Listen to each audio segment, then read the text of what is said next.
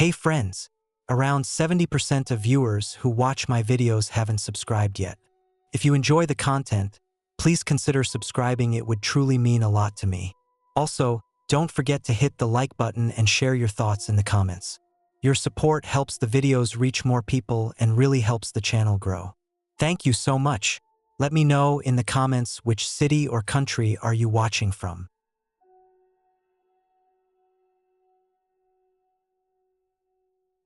I had been looking forward to this trip for weeks.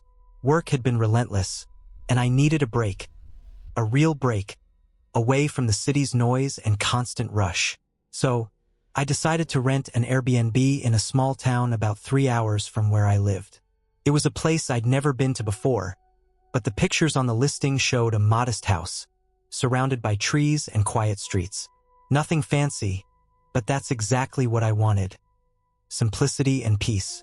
The day I left, I packed my bags with care, making sure I had everything I would need for the weekend. Clothes, toiletries, some books, snacks, and my laptop, just in case I wanted to do some writing or work remotely. I didn't expect to need it, but I always like to be prepared. The drive was smooth, with the sun shining gently through the clouds. I didn't rush. I wanted to enjoy the road, the small towns, and the open fields I passed along the way. When I arrived, the neighborhood was quiet, almost too quiet after the constant noise of the city. The house was just as the pictures showed, small, with a wooden porch and a few flower pots on the steps. The paint was a little chipped in places, but that gave it a kind of charm. Felt homey. I took a deep breath and unlocked the door.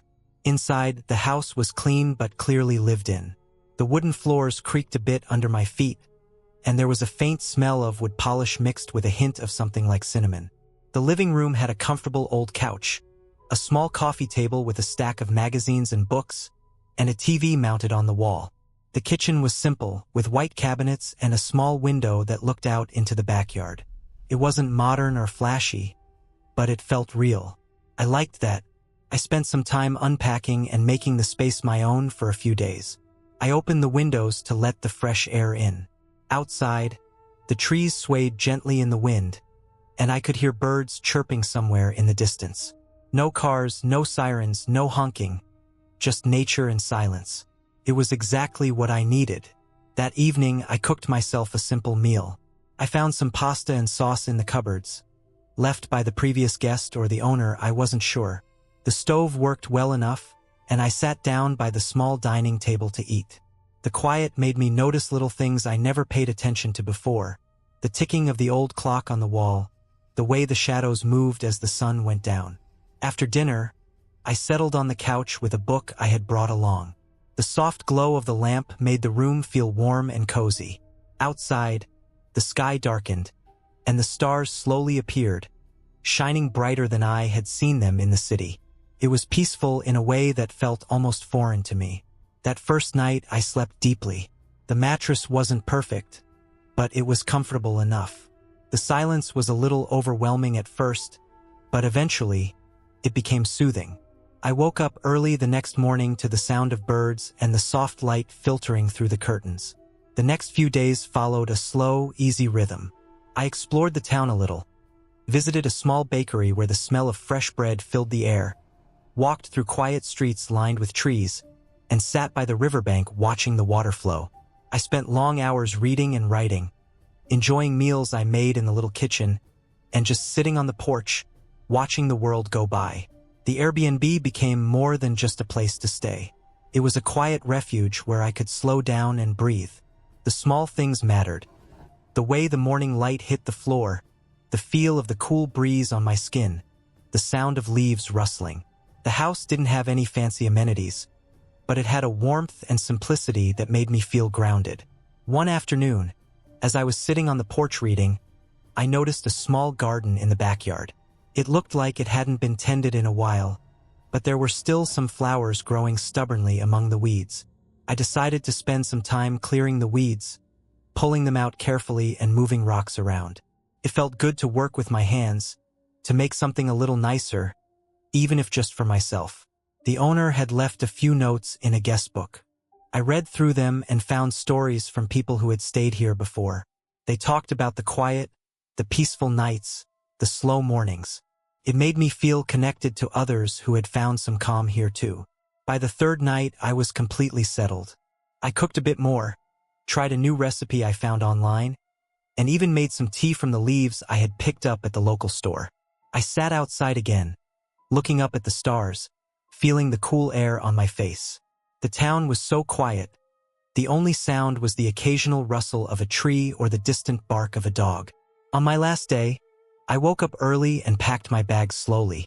I didn't want to leave this place, but I knew I had to go back to my life. I took one last walk around the neighborhood, noticing things I hadn't before. The way the sun hit the roofs, the small details in the gardens, the peaceful streets. It was hard to leave. Before I locked the door, I took a moment to stand on the porch and breathe it all in. The quiet, the calm, the feeling of being somewhere simple and real. I realized how much I had needed this time. Not just to escape the city, but to find a little piece of myself again. Driving back, the world seemed louder and faster, but I felt ready. The Airbnb hadn't been perfect, but it had been exactly what I needed. A place to slow down, to breathe, and to remember that sometimes, the simplest things bring the greatest peace.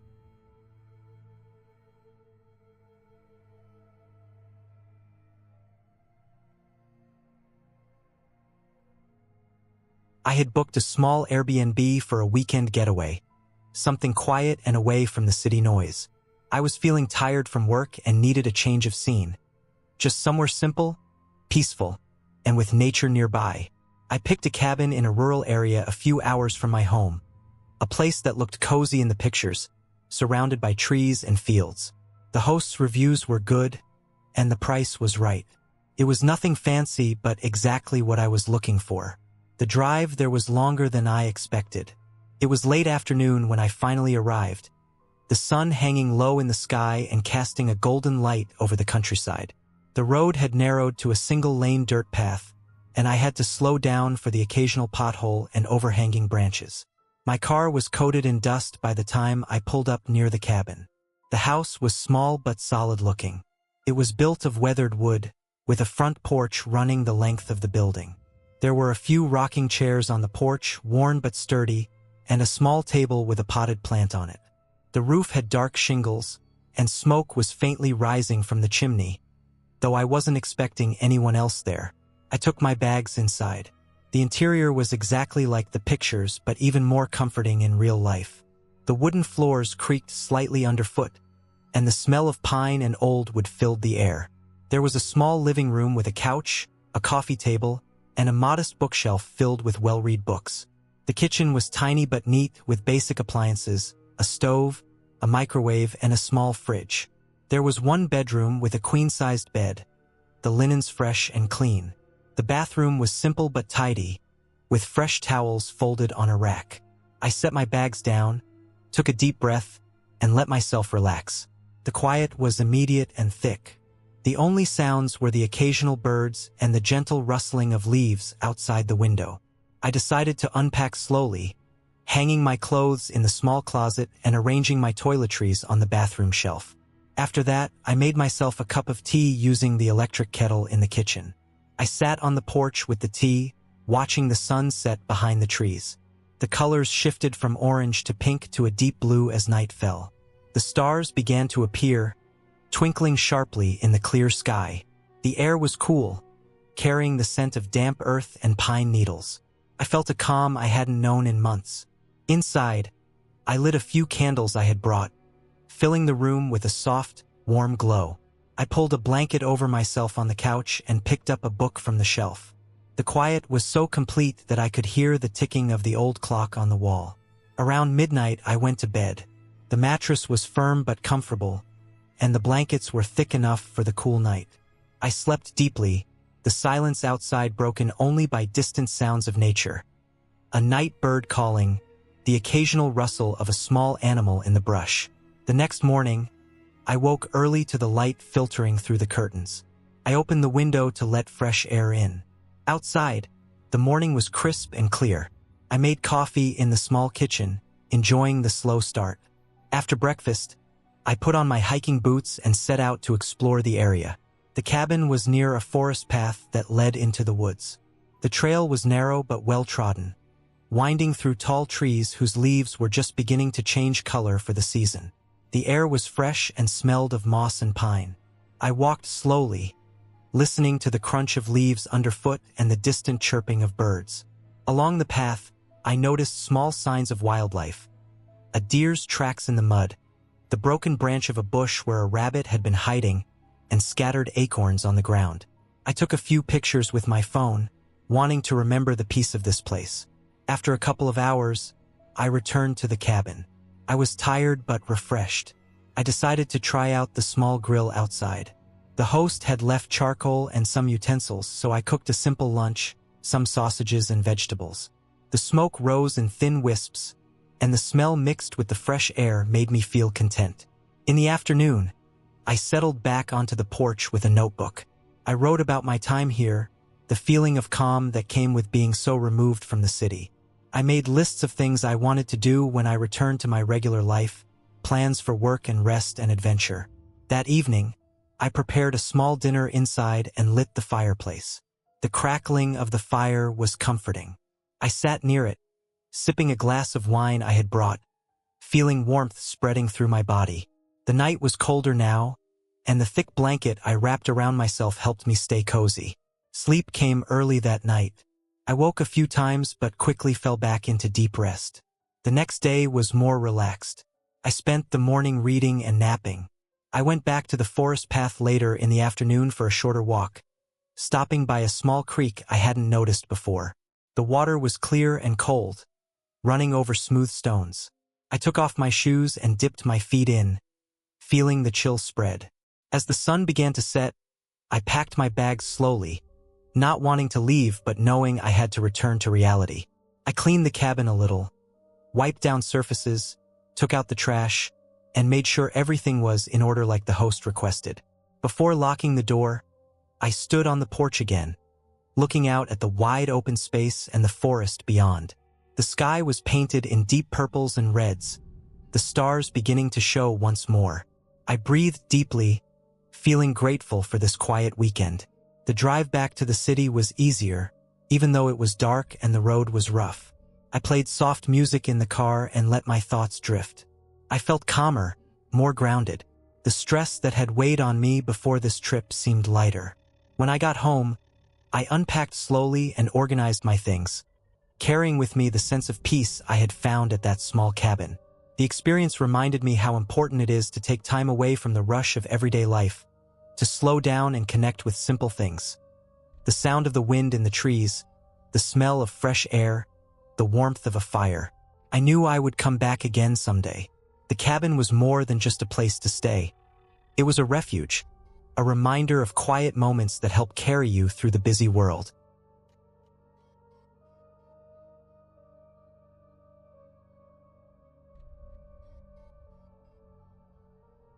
I had been feeling the need to get away from the usual busy life for a while. My job was stressful, and I hadn't taken a break in months. I wanted something quiet, away from the noise of the city, with nothing but nature around me. I decided to look for an Airbnb place that was isolated but still comfortable enough to stay for a few days. After scrolling through many options, I found a cabin listed in a small rural area about 3 hours from the city. The pictures showed a simple wooden cabin surrounded by trees, with a small porch and a view of a small lake nearby.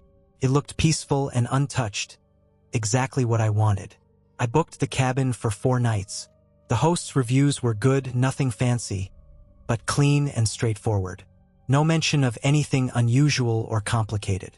I packed my bags with some clothes, food, a few books, and my laptop, thinking I might spend some time working remotely or just reading by the fire.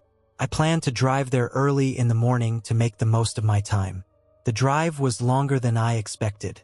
The roads became narrower and bumpier as I got further from the city. The GPS stopped working properly after a certain point, and I had to rely on the signs and my own sense of direction. Eventually, I found the dirt road leading to the cabin. The trees thickened around me, and the air smelled fresher, cooler. The silence was noticeable. No cars, no people, just the sounds of birds and wind in the leaves. When I arrived, The cabin was exactly as pictured. The wood was a bit weathered but well maintained. The porch had 2 rocking chairs facing the small lake behind the cabin. I parked my car near the side and took a deep breath. The place felt calm, almost like it had been waiting for someone to come and relax. I opened the door and stepped inside. The inside was small but cozy. There was a simple kitchen with a small fridge, a gas stove, and a few cabinets with plates and utensils. The living area had a couch, a small wooden table, and a wood stove for heating. The bedroom was just a single room with a queen bed and a window overlooking the trees. The bathroom was small, with a shower and basic facilities. Everything was clean and ready for use. I spent the first afternoon unpacking and exploring the area. The lake was only a short walk from the cabin. The water was clear and still, reflecting the trees and sky above. I took off my shoes and dipped my feet in the cool water. It was refreshing. I sat by the shore for a long time, just watching the ripples and listening to the quiet around me. There was no signal for my phone, which was a relief.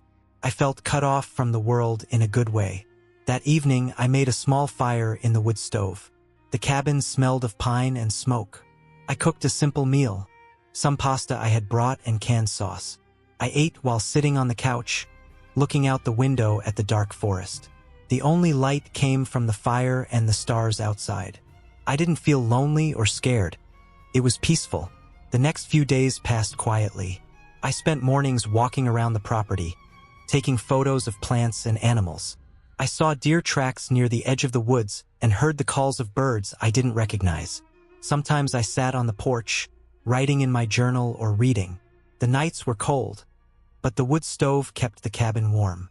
One morning, while I was walking a little further into the woods, I noticed an old, broken-down fence. It looked like it had been part of some old farm or property boundary. The wood was rotting, and the metal wire was rusted. Beyond the fence was an open field, overgrown with tall grass and wildflowers. I walked there for a while, feeling like I had stepped back in time.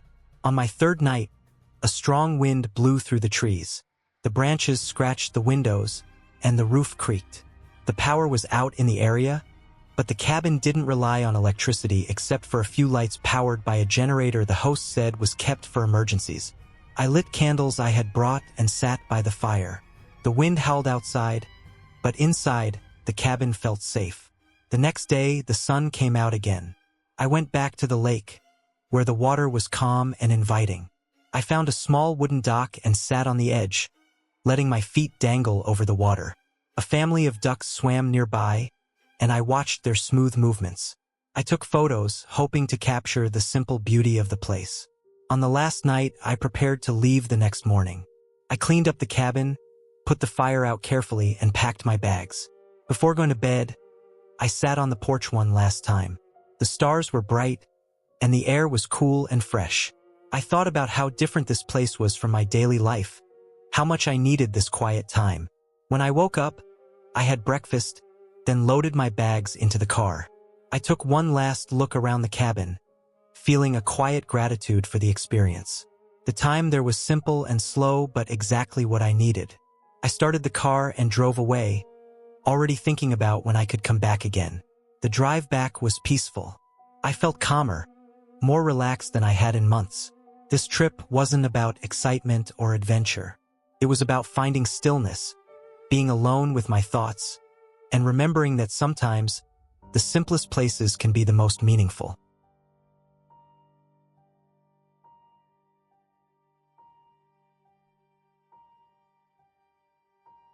I had never been the kind of person to take spontaneous trips or book places without a plan. I liked routines, familiar faces, and places where everything made sense. But that year, something inside me changed. Maybe it was the constant hum of city life pressing down on me, or the feeling of being stuck in the same cycle every day. I needed space, some quiet, something different. I found myself scrolling through Airbnb listings late one night, looking for a place that was neither a hotel nor a crowded hostel, but a simple spot where I could get away and breathe. That's how I ended up booking a small cabin just outside a town I had never heard of. The listing was modest. A one-bedroom cabin in the woods, with a small porch and a wood stove for heat. The pictures showed a tidy little place, a simple wooden structure surrounded by tall pine trees, with sunlight filtering through the branches. Promised peace and quiet. No Wi-Fi, the host said, but there was a well-stocked bookshelf and some board games. I wanted to disconnect, so I didn't mind. I packed lightly, just a small bag with essentials. Clothes, a notebook, some snacks, and a camera. The drive was longer than I expected. Winding roads through dense forests, past small farms and lakes reflecting the gray sky. When I finally arrived, the air smelled of pine and wet earth, fresh and clean in a way that felt unfamiliar to me after years in the city. The cabin was exactly as the pictures had shown. It sat on a slight rise, with a porch that looked out into the woods. The trees stood close, tall and still, like silent watchers. I unlocked the door with the code the host had sent, stepped inside, and the wooden floor creaked softly under my feet. Inside, the cabin was warm, despite the cold outside. The wood stove was already lit, its small flames dancing behind the glass door. I set down my bag and looked around. The walls were lined with wooden panels, the furniture simple but sturdy. A small table with 2 chairs, a comfy armchair with a knitted blanket draped over it, and a bed covered in a thick quilt. A window above the sink looked out onto the woods, and the sunlight spilled in, casting soft shadows. I unpacked slowly, folding my clothes and placing them neatly in the small closet. Then I sat down in the armchair with the blanket wrapped around me, looking out the window. The forest seemed endless, the trees stretching far beyond what I could see. I spent the first day settling in. I chopped some wood for the stove, learning to stack it carefully to keep the fire burning steadily. I read a book from the shelf, a novel I had never heard of but found surprisingly engaging. I wrote in my notebook, trying to capture the feeling of being somewhere quiet, away from the noise. The nights were dark, deeper than I had imagined. Without streetlights or nearby houses, the sky opened up above me, filled with stars so bright it almost hurt to look at them. I stepped outside on the porch, the air crisp and cold, and for a moment, I felt small in the vastness of it all. Sleep came easily, wrapped in the quiet and the warmth of the cabin. But it was the mornings that became my favorite part of the stay. I woke early, before the sun, to watch the first light seep into the woods. The birds started their songs, soft chirps and calls, and the air was filled with the smell of pine needles and damp earth. Each morning, I brewed coffee on the little stovetop pot, the scent filling the small cabin. I ate simple breakfasts, toast with jam, sometimes eggs, and then went outside to explore. There were trails through the forest, though the host had warned me they weren't well marked. I found a path near the cabin and followed it carefully, stepping over roots and stones. The forest floor was thick with moss and fallen leaves, soft underfoot. I saw deer tracks in the mud and occasionally caught sight of small animals darting through the underbrush. On one walk, I found a small clearing with a shallow creek running through it. The water was clear and cold, tumbling over smooth stones. I sat on a rock for a while, dipping my fingers into the water, watching the ripples spread. The quiet was so complete that I could hear my own breath and the soft rustle of leaves. As the days passed, I fell into a rhythm. Wake, coffee, walk, read, write, eat, sit by the fire, sleep. The simplicity was something I hadn't realized I was missing.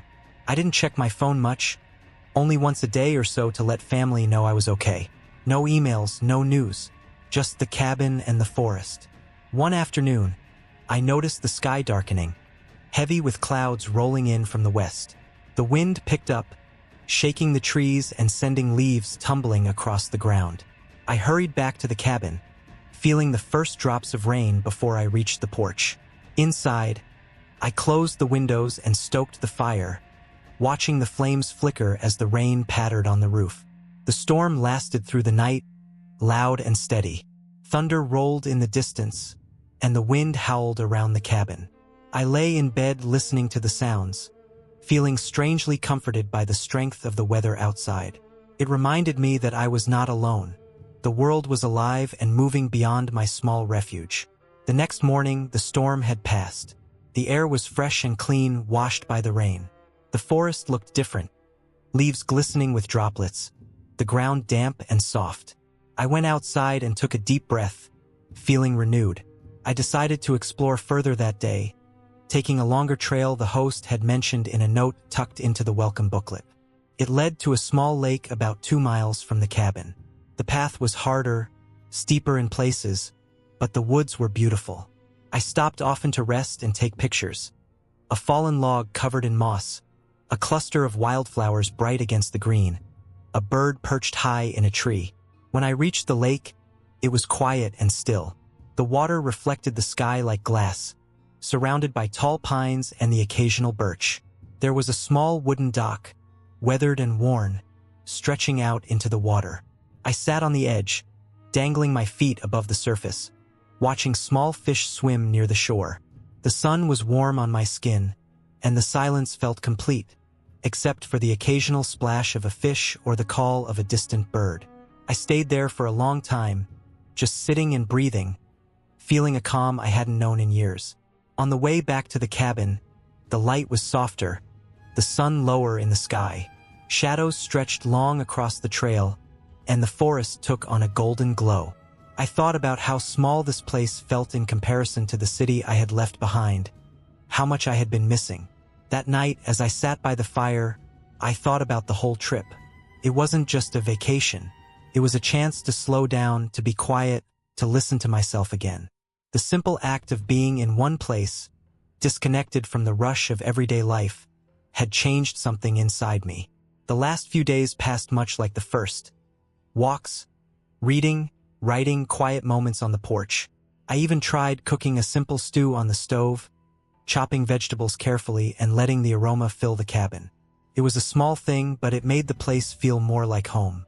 On my final night, I sat outside for a long time, wrapped in my blanket against the chill. The stars were out again, brighter than I'd ever seen. I thought about the people who had lived in these woods before me, the stories the trees could tell if they spoke. I realized I was leaving not just a place, but a piece of myself behind, the part that could be still, that could find peace in quiet and nature. The morning I left, I packed slowly, careful not to rush. I stacked the remaining firewood, wiped down the counters, and made sure the cabin was just as I had found it. The host's instructions had emphasized respect for the space, and I felt a responsibility to leave it well. As I drove away, the road stretched before me, lined by trees that seemed to nod in farewell. The quiet of the woods lingered in my mind, a contrast to the noise I knew awaited me back in the city. But something had shifted. I knew I would carry this calm with me, a reminder that sometimes the simplest places hold the deepest peace. The trip was over, but the feeling stayed, the feeling of space, of quiet, and of being exactly where I needed to be.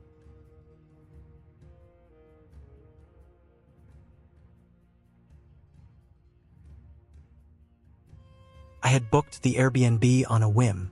It wasn't a place I planned for months or even weeks in advance. I was just tired of city life and wanted to get away for a few days, somewhere quiet but not completely isolated. I found a small cabin listed on Airbnb, nestled on the edge of a forest in a rural town about 3 hours away from my city apartment. The pictures looked promising, simple, rustic but clean, with large windows and a porch overlooking a small lake. The reviews were positive enough, though not many people had stayed there recently. The day I arrived, the sky was overcast, a gentle gray stretching as far as I could see on the highway. I packed my things the night before with a sense of relief, eager to leave behind the noise and rush of everyday life. The drive was smooth, the roads getting smaller and less busy the closer I got to the town. I noticed fields of brown grass and patches of bare trees still holding on to the last traces of fall. When I finally took the dirt road that led to the cabin, the world seemed to quiet down. The cabin was exactly as described. It was modest, wooden walls, a metal roof that gleamed slightly in the weak sunlight, and a porch that wrapped around 2 sides of the building. The lake was right there, not more than 50 feet from the porch, calm and reflective. I pulled my suitcase out of the car and stepped up onto the porch. The air smelled fresh, tinged with pine and damp earth. Inside, the cabin was small but well kept. A single room made up the living space with a kitchen along one wall. The furnishings were simple. A small wooden table with 2 chairs, a couch covered in a thick, worn fabric, and a bed pushed into a corner. The kitchen had a stove, a small fridge, and some basic utensils. There were a few books on a shelf and a stack of magazines on the table. I unpacked my clothes, making the bed, and then opened one of the windows to let in some air. The silence inside was almost overwhelming. No hum of traffic or city noise, just the occasional bird call or the rustling of leaves outside. For someone like me, used to constant noise and distractions, it was oddly peaceful. That first afternoon, I decided to explore the surroundings. The cabin came with a map left by the host, showing some walking trails around the lake and through the forest. I followed a narrow path that wound through tall pine trees, their trunks straight and dark against the pale sky. The ground was covered with fallen needles and a few late wildflowers struggling against the cold. The air smelled of moss and damp wood.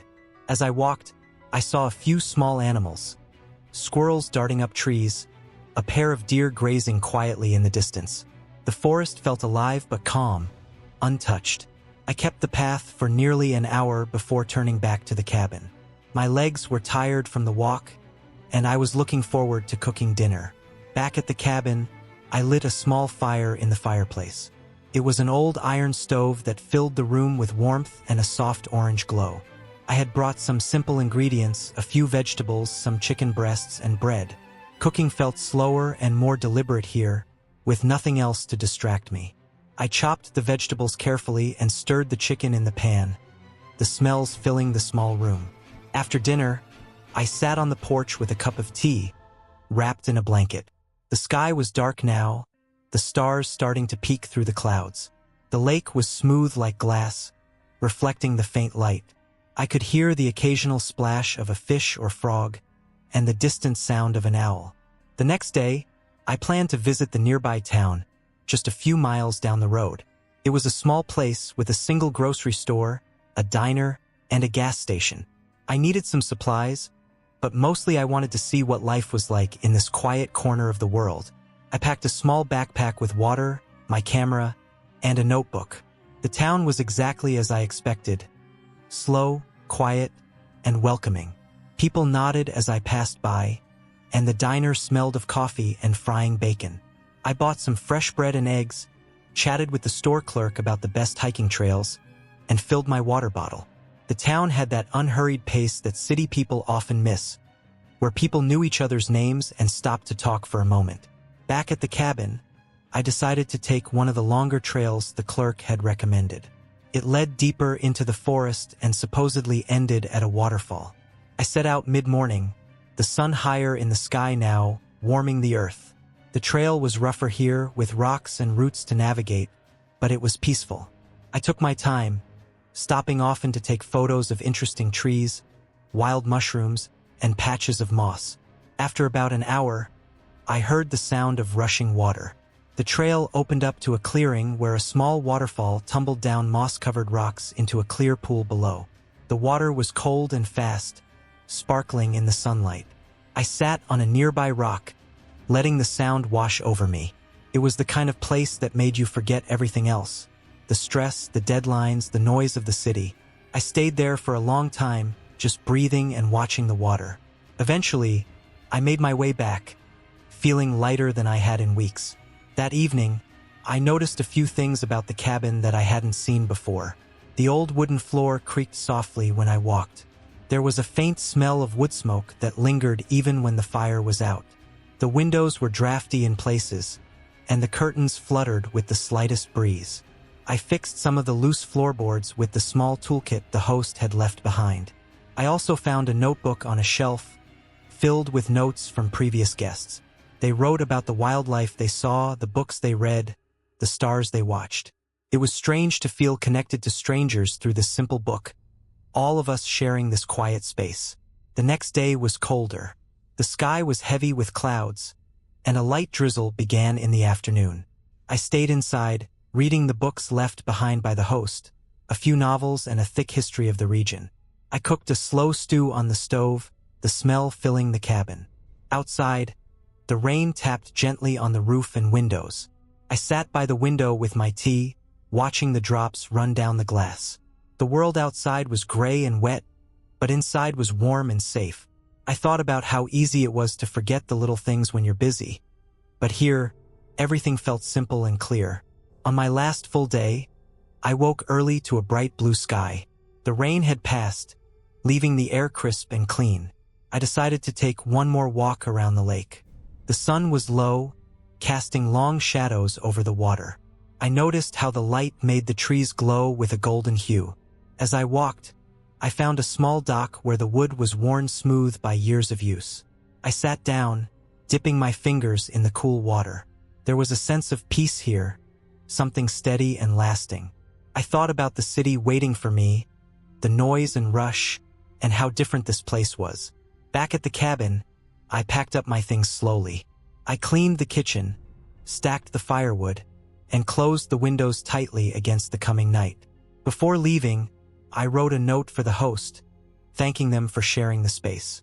I left the notebook open on the shelf, adding my own entry about the quiet lake, the waterfall, and the warmth of the cabin. Driving away, I felt a calm I hadn't known in a long time. The forest and lake faded behind me, but the memory stayed, clear and steady.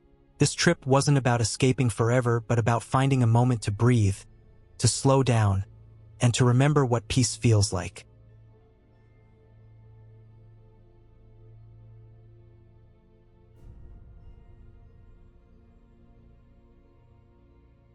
I had always been drawn to the idea of staying in unique places. When the chance came up to book an Airbnb for a weekend getaway, I didn't hesitate. It was just a random selection from a list of places in a quiet town about 2 hours away from the city where I lived.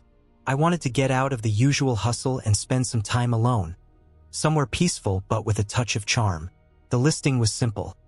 A small house, rustic but modern, with a garden and a porch that looked out onto a forested area. The pictures showed sunlight filtering through tall trees, a cozy living room with a stone fireplace, and a neat kitchen that seemed perfect for cooking. The host was responsive, with clear instructions on how to check in. They provided detailed information on the nearest grocery stores, local attractions, and even left a printed map with handwritten notes. I liked how thorough and straightforward everything was. There was no need for small talk or complicated check-in rituals. Just a key hidden under a flower pot near the front door. The day I arrived, the weather was overcast but warm. The road leading up to the house was narrow, winding through dense woods that rustled softly with the breeze. The house sat at the end of a gravel driveway, surrounded by wildflowers and tall grass that swayed gently. The air smelled fresh and earthy, a sharp contrast to the usual city smell of concrete and car exhaust. I parked my car near the porch, grabbed my bags, and took a deep breath before stepping inside. The front door opened into a small entryway lined with hooks for coats and shelves for shoes. The interior was exactly as the pictures had shown. Simple but comfortable. The wooden floors creaked slightly under my weight, adding a bit of warmth to the otherwise cool air inside. The walls were painted a soft cream color, and the furniture was a mix of light wood and neutral fabrics. The living room had a big window that looked out onto the trees, letting in just enough light to keep the space bright without making it feel cold. The fireplace was cold and empty, but the logs stacked nearby promised cozy evenings if I wanted to light a fire. I set my bags down and walked into the kitchen. It was small but well-equipped, with a gas stove, a fridge, and a few shelves stocked with plates, cups, and basic cooking utensils. The counter was clear except for a bowl of fresh fruit and a small vase of wildflowers. There was a handwritten note from the host welcoming me and inviting me to help myself to anything in the pantry. I liked the personal touch. After a quick unpack, I headed outside to explore the yard. The porch wrapped around the front and one side of the house, with a couple of wooden chairs and a small table. Beyond that was a garden with a mix of flowers, herbs, and some vegetables growing in neat rows. The far edge of the yard sloped gently down to where the forest began. I could see tall pine and oak trees standing close together, their branches swaying quietly in the breeze. I spent the rest of the afternoon walking the paths that the host had marked on the map. The forest was peaceful and full of life. Birds called to each other from the treetops, and every now and then I spotted a squirrel darting up a tree or a rabbit moving quickly through the underbrush. The air was cool and fresh, carrying the scent of pine needles and damp earth. The light filtered softly through the leaves, casting dappled shadows on the ground. As the sun started to set, I returned to the house and prepared a simple dinner with the ingredients I had bought at the local grocery store earlier. I cooked some pasta with fresh tomatoes, garlic, and basil from the garden, enjoying the quiet hum of the kitchen as I worked. After dinner, I settled into one of the chairs on the porch with a cup of tea, watching as the sky turned a deep orange and pink before fading into dusk. The house felt safe and quiet, with only the sounds of nature around me. I stayed outside for a while longer, listening to the distant calls of owls and the soft rustling of leaves. The night air was cool but not cold, and the stars slowly appeared one by one, scattered across the dark sky. Inside, the bedroom was cozy and simple. The bed was made up with soft linens and several pillows. I liked the way the room was arranged, with a small desk by the window and a bookshelf filled with an assortment of novels and travel guides. I picked out a book to read and settled in for the night, feeling surprisingly relaxed. The next morning, I woke early to the sound of birds chirping just outside the window. The light was soft and golden, spilling gently into the room. I dressed quickly and made my way outside to the porch, where I sat with a cup of coffee, watching the day begin. The garden was bright and fresh, and a light breeze made the leaves of the trees rustle softly. I decided to spend the day exploring the nearby town. It was small but charming, with a main street lined with quaint shops and cafes. I wandered slowly, taking in the sights and sounds. The locals were friendly but reserved, nodding politely as I passed by. There was a farmer's market on the edge of town, where I bought fresh bread, cheese, and a small jar of honey. Back at the house, I cooked a simple lunch with my purchases and ate at the kitchen table, enjoying the quiet stillness. Afterward, I spent some time reading in the living room, the light shifting slowly as the afternoon moved on. That evening, I built a small fire in the fireplace. The crackling flames cast warm light across the room, making the space feel even cozier. I sat in the armchair nearby, wrapped in a soft blanket, and watched the fire dance. Outside, the wind had picked up, rustling the trees and making the house creak gently. I felt safe and comfortable, alone but not lonely. The following days passed much the same way. I fell into a slow rhythm, waking with the sun, exploring the forest or the town, cooking simple meals, and spending quiet evenings by the fire or on the porch. I noticed small things I hadn't before. The way the light changed throughout the day, the scent of the earth after a rain shower, the soft hum of insects in the garden. One afternoon, while walking in the woods, I found a small clearing I hadn't seen before. It was surrounded by tall trees, with soft moss covering the ground and a gentle stream running through it. I sat down on a fallen log and watched the water flow over smooth stones. The quiet was deep here, broken only by the gentle sound of the stream and the occasional bird call. Later, I returned to the house feeling calm and refreshed. I thought about how much I had needed this break, the chance to be somewhere different, to slow down and breathe. The house had been the perfect place for that. It was simple and unpretentious, but comfortable and welcoming. On my last night there, I took a long walk around the property, saying goodbye to the trees and the garden, the porch where I had spent so many peaceful hours, and the little house that had been my home for a few days. The sky was clear, the stars bright and steady. The next morning, I packed my things carefully, double-checking that I hadn't left anything behind. I left the key back where I had found it and took one last look around before getting into my car. As I drove away, I felt a quiet sense of gratitude for the time I had spent there and the chance to step out of my usual life, if only for a little while. The experience reminded me how important it is to find moments of calm and connection with nature, to slow down and appreciate the simple things. The Airbnb had been more than just a place to stay. It had been a small refuge, a pause from the noise and rush of everyday life. And that, in the end, was exactly what I had been looking for.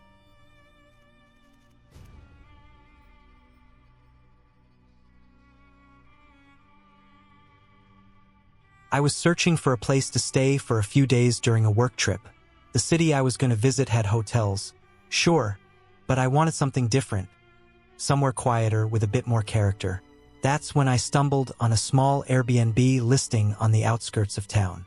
It was an old farmhouse converted into a rental. The photos showed a large wooden porch, some trees around, a modest garden, and inside cozy furniture, lots of natural light and simple decor. The price was reasonable, and it seemed like just the right place to unwind after long days of meetings. The host had good reviews. Quiet, private, and comfortable were words that popped up over and over. No mention of anything strange or unusual, just the usual. Peaceful stay, clean place, friendly host. So I booked it without hesitation. The day I arrived, the sun was low in the sky, casting long shadows over the country road that led to the farmhouse. The GPS had taken me through winding lanes, past fields that were just starting to turn gold with the coming fall. When I finally pulled into the gravel driveway, the house looked exactly as in the photos. Modest but inviting, with the smell of fresh wood and earth in the air. The porch creaked a little as I stepped onto it, and I could hear faint sounds of birds settling down for the evening. The door was unlocked as the host had promised, and inside, everything smelled faintly of lavender and wood polish. The place was quiet, the kind of quiet that feels heavy at first but then grows comforting. I set down my bags and started to unpack. The kitchen was small but functional. There was a small fridge, a gas stove, a microwave, and a kettle. On the counter, a basket with some fresh apples and a handwritten note welcoming me. I liked that touch. The living room had a worn but soft sofa facing a small TV and a wood stove. There was a stack of firewood next to it. The floors were wooden and creaked underfoot. The walls were lined with framed pictures of the farmhouse in different seasons, and there were shelves with a few old books. I spent the first evening settling in, making some tea, and flipping through a book I had brought. The night outside was calm. I opened a window to let in the cool air, and I could hear the occasional rustling of leaves and distant sounds of cattle or wildlife. I was glad I had chosen this place to stay, away from the noise of the city, away from the endless hum of traffic and people. The next morning, I woke up early, around 6:30, to the soft light filtering through the curtains. I made coffee in the tiny kitchen and sat at the small wooden table by the window. The garden outside was bathed in golden sunlight. A few chickens wandered around near the back fence. I took my time, savoring the quiet and the view of fields stretching out into the distance. That day, I worked from the house using the strong Wi-Fi the host had promised. The host had also left some maps and brochures about local places, small farms, hiking trails, and a farmer's market that happened every Saturday in a nearby town. I made plans to visit it the next day.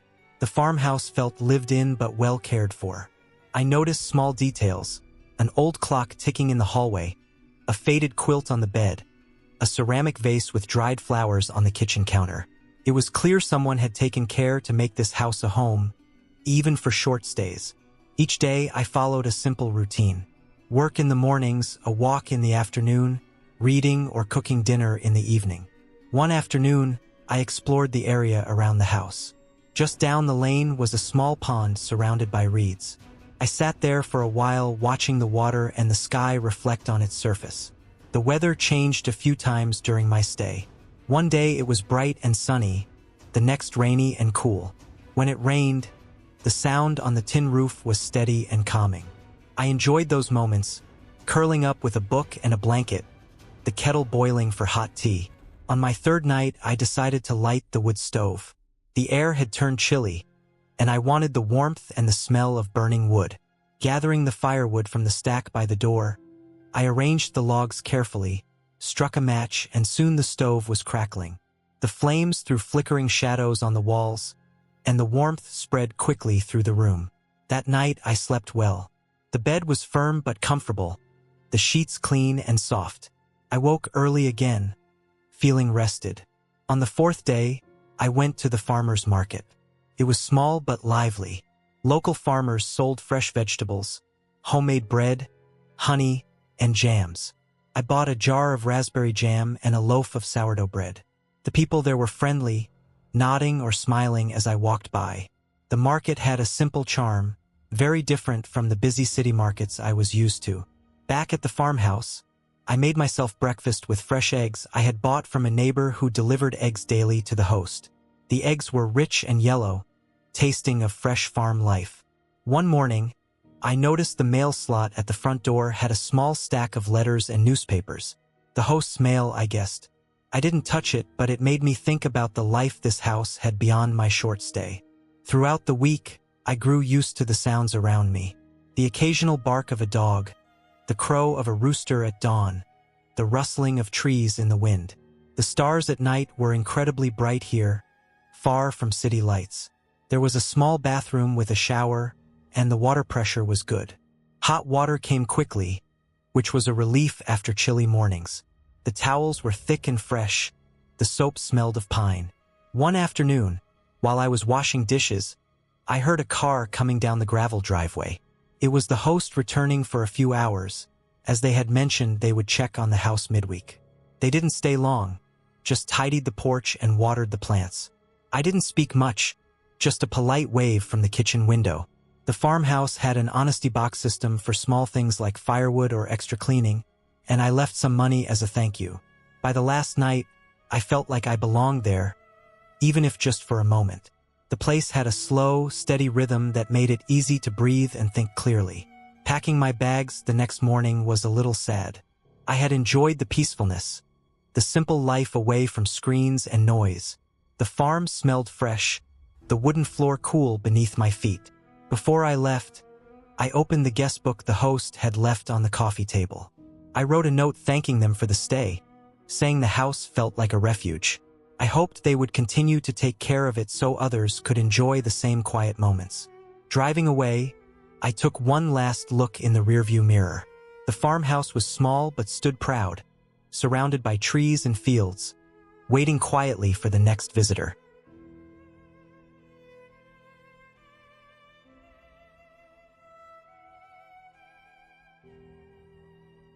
I had been planning this trip for months, though I hadn't made it obvious to anyone. Sometimes you just need to get away from everything and everyone, to a place where you can be alone with your thoughts. I wanted a change from my usual routine, the crowded city, the endless noise, the constant rush. So I decided to book an Airbnb somewhere far from all that, somewhere quiet and simple, yet comfortable enough to feel like a temporary home. I found a listing that looked perfect. A small, old cottage in the countryside, not too far from a small town but surrounded by fields and trees. The pictures showed a white wooden house with green shutters, a little porch with 2 chairs, and a garden full of wildflowers. It wasn't anything fancy, but it looked cozy, and that was exactly what I needed. The price was reasonable and the reviews were positive, so I booked it for a week. When the day came, I packed light, taking only the essentials. Some clothes, a few books, my laptop, and a journal I rarely used. I left early in the morning, taking a train to a town near the cottage, then a bus from there that took about half an hour through winding country roads. The bus stopped at a small village, and from there I walked the last mile to the cottage, pulling my small suitcase behind me on the gravel path. The first thing I noticed was how quiet everything was. No cars, no people shouting, no distant sirens or music playing from open windows. Just birds singing and the soft rustle of leaves in the gentle breeze. The air smelled fresh, like earth and grass and something faintly sweet, maybe wildflowers or fresh-cut hay. The cottage was even nicer in person. The white paint was a bit chipped in places, and the wood looked weathered, but it gave the house character. The green shutters were faded, but still bright against the white walls. The porch was just as in the pictures, with 2 wooden chairs that looked old but sturdy, and a small round table with a chipped enamel top. I put my bags down and took a deep breath. I unlocked the door and stepped inside. The floor creaked slightly under my feet. The rooms were small but cozy, with simple furniture, an old wooden table, a few chairs, a small sofa with a worn-out cover, and a narrow bed in the corner of the main room. There was a tiny kitchen with an old stove, a fridge that hummed softly, and some shelves with basic dishes and pots. The windows let in a lot of light, but there were heavy curtains I could close if I wanted privacy or darkness at night. I dropped my bags on the floor and walked around, opening cabinets and checking the cupboards. Everything looked clean and ready, just as the host had promised. There was even a stack of firewood near the door, which surprised me since the weather was mild, but I thought it would be nice to have a fire in the evenings anyway. I unpacked a little, putting my clothes in the small wardrobe and laying my books on the table. I sat down on the sofa and looked around, feeling a strange mix of excitement and calm. This was going to be different from any trip I had taken before. No plans, no distractions. Just me and the quiet. That first afternoon, I went outside to explore the area. The cottage was surrounded by fields stretching in every direction, dotted with trees and wildflowers. A narrow dirt road ran past the house, leading towards the village I had passed through. I walked along it slowly, taking in the colors and smells. The sky was clear, a soft blue with only a few wisps of clouds. I passed a few farms with old barns and silos, and a couple of houses that looked similar to mine, small, weathered, with gardens full of flowers or vegetables. I noticed how different life was here compared to the city. Everything moved slower, quieter. People seemed to care about the land and the seasons, working outside, tending animals, fixing fences. I saw a few tractors parked near barns, and rows of crops stretching neatly across the fields. After walking for about an hour, I returned to the cottage, feeling pleasantly tired. I opened a window to let the cool air inside and made myself a simple dinner. A sandwich and some fruit I had brought with me. I sat on the porch and ate while watching the sun slowly set behind the trees. The sky turned pink and orange, and the light softened. That night I slept well. The bed was firmer than I was used to, but comfortable enough. The silence outside made it easier to fall asleep. No distant horns or sirens. No hum of air conditioners or voices. Just quiet. Over the next few days, I settled into a routine. Mornings were for waking up slowly, making coffee on the stove, and sitting on the porch with my journal. I tried to write something every day, though the words didn't come easily. Sometimes I just sat and stared at the fields, watching birds or the occasional deer that passed by. Afternoons were for walks. I explored more of the area, sometimes following the dirt road towards the village, other times wandering down smaller paths through the woods or along the edges of fields.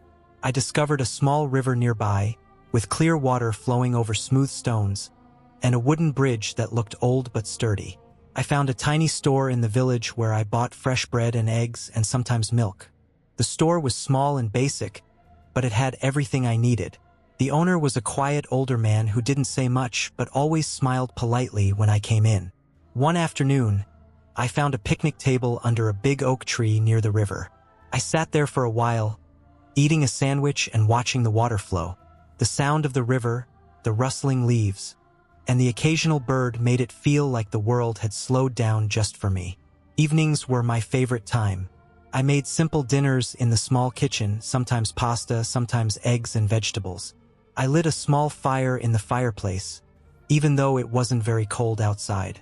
The firelight flickered and warmed the room, casting shadows on the walls. I sat on the sofa with a book or my journal, feeling calm and content. One night, as I was lying in bed, I looked out the window and saw the stars clearly for the first time in years. The sky was full of them, bright and countless, with no city lights to dim their glow. It felt peaceful and a little humbling, like being a small part of something much bigger. A few days later, I decided to explore the nearby town, which was about 20 minutes away by bus. It was small but lively, with a market square, a few shops, cafes, and a library. I spent some time walking through the streets, watching people going about their daily lives. It was quiet compared to the city I was used to, but it had a certain charm. I visited the library and borrowed a few books, enjoying the calm atmosphere and the smell of old paper. I also stopped by a small bakery and bought some fresh pastries, which I ate slowly on a bench outside. Back at the cottage, I noticed little things that made life here different but better in some ways. The simple pleasures, watching the sun rise and set, listening to the sounds of nature, cooking meals from scratch. I found myself waking up earlier, feeling more rested. My mind felt clearer. One morning, I woke up to the sound of rain tapping gently on the roof. It was the first rain since I arrived, and it was soft and steady. I stayed in bed a little longer, listening to the rhythm of the drops. When I finally got up, I made a pot of tea and sat by the window, watching the rain turn the fields dark and wet. The rain continued through the day, so I stayed inside, reading and writing. The cottage felt warm and cozy with the rain outside. I lit the fireplace again and wrapped myself in a blanket. For the first time in a long while, I felt truly at peace. By the end of the week, I realized I hadn't felt this relaxed in years. The quiet and simplicity had given me a chance to slow down and reflect. I had time to think about my life, my work, my relationships, without distractions. Packing up on the last day was bittersweet. I didn't want to leave the calm and comfort of the cottage, but I knew I had to go back to reality eventually. I cleaned up the kitchen, made sure the fire was out, and checked all the doors and windows. Before leaving, I took one last walk around the garden and the fields. The sun was shining again, and the air was fresh and warm. I felt grateful for the time I had spent there and the chance to step away from everything. The bus took me back to the town, and from there I caught the train home. As the city skyline came into view, I felt a strange mix of sadness and readiness. The quiet of the countryside had given me a new perspective, and I was ready to face the noise and rush again, but in a different way. I knew I would come back someday, to that little cottage and the peaceful fields. It wasn't a magical place, and nothing strange happened there. It was just a simple house in the countryside, a place to rest and find calm. That week away taught me how important it is to slow down, to listen to the world around me, and to take care of myself. Sometimes, the best escape isn't about adventure or excitement. It's about finding a quiet corner where you can breathe and be yourself. And that was exactly what that little Airbnb had given me.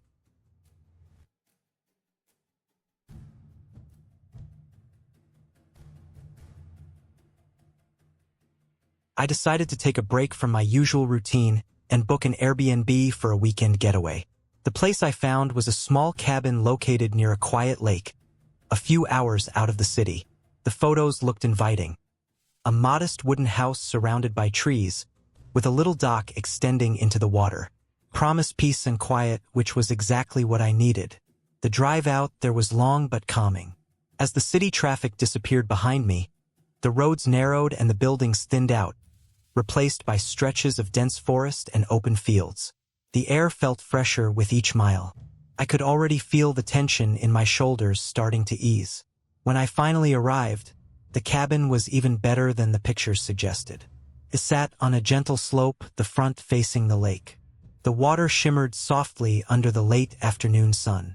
The wooden exterior of the cabin was weathered but sturdy, with a small porch that had a couple of old rocking chairs and a rusty grill off to one side. The place looked like it had been around for a while, but it was well cared for. I grabbed my bags and unlocked the door using the code the host had sent me earlier. Inside, the cabin smelled faintly of pine and wood smoke. It was simple but cozy, with a small living room that had a worn sofa and a few shelves lined with books and board games. The kitchen was basic but clean, with a stove, a fridge, and a small dining table tucked into the corner. The bedroom was just big enough for a double bed, with thick blankets folded at the foot. There was a small bathroom with a shower, all functional but not fancy. I took a moment to look around and let the silence settle in. There were no noises from neighbors, no cars, no city hum, just the occasional chirping of birds and the rustle of leaves in the breeze. I unpacked a few things and decided to explore the area before it got dark.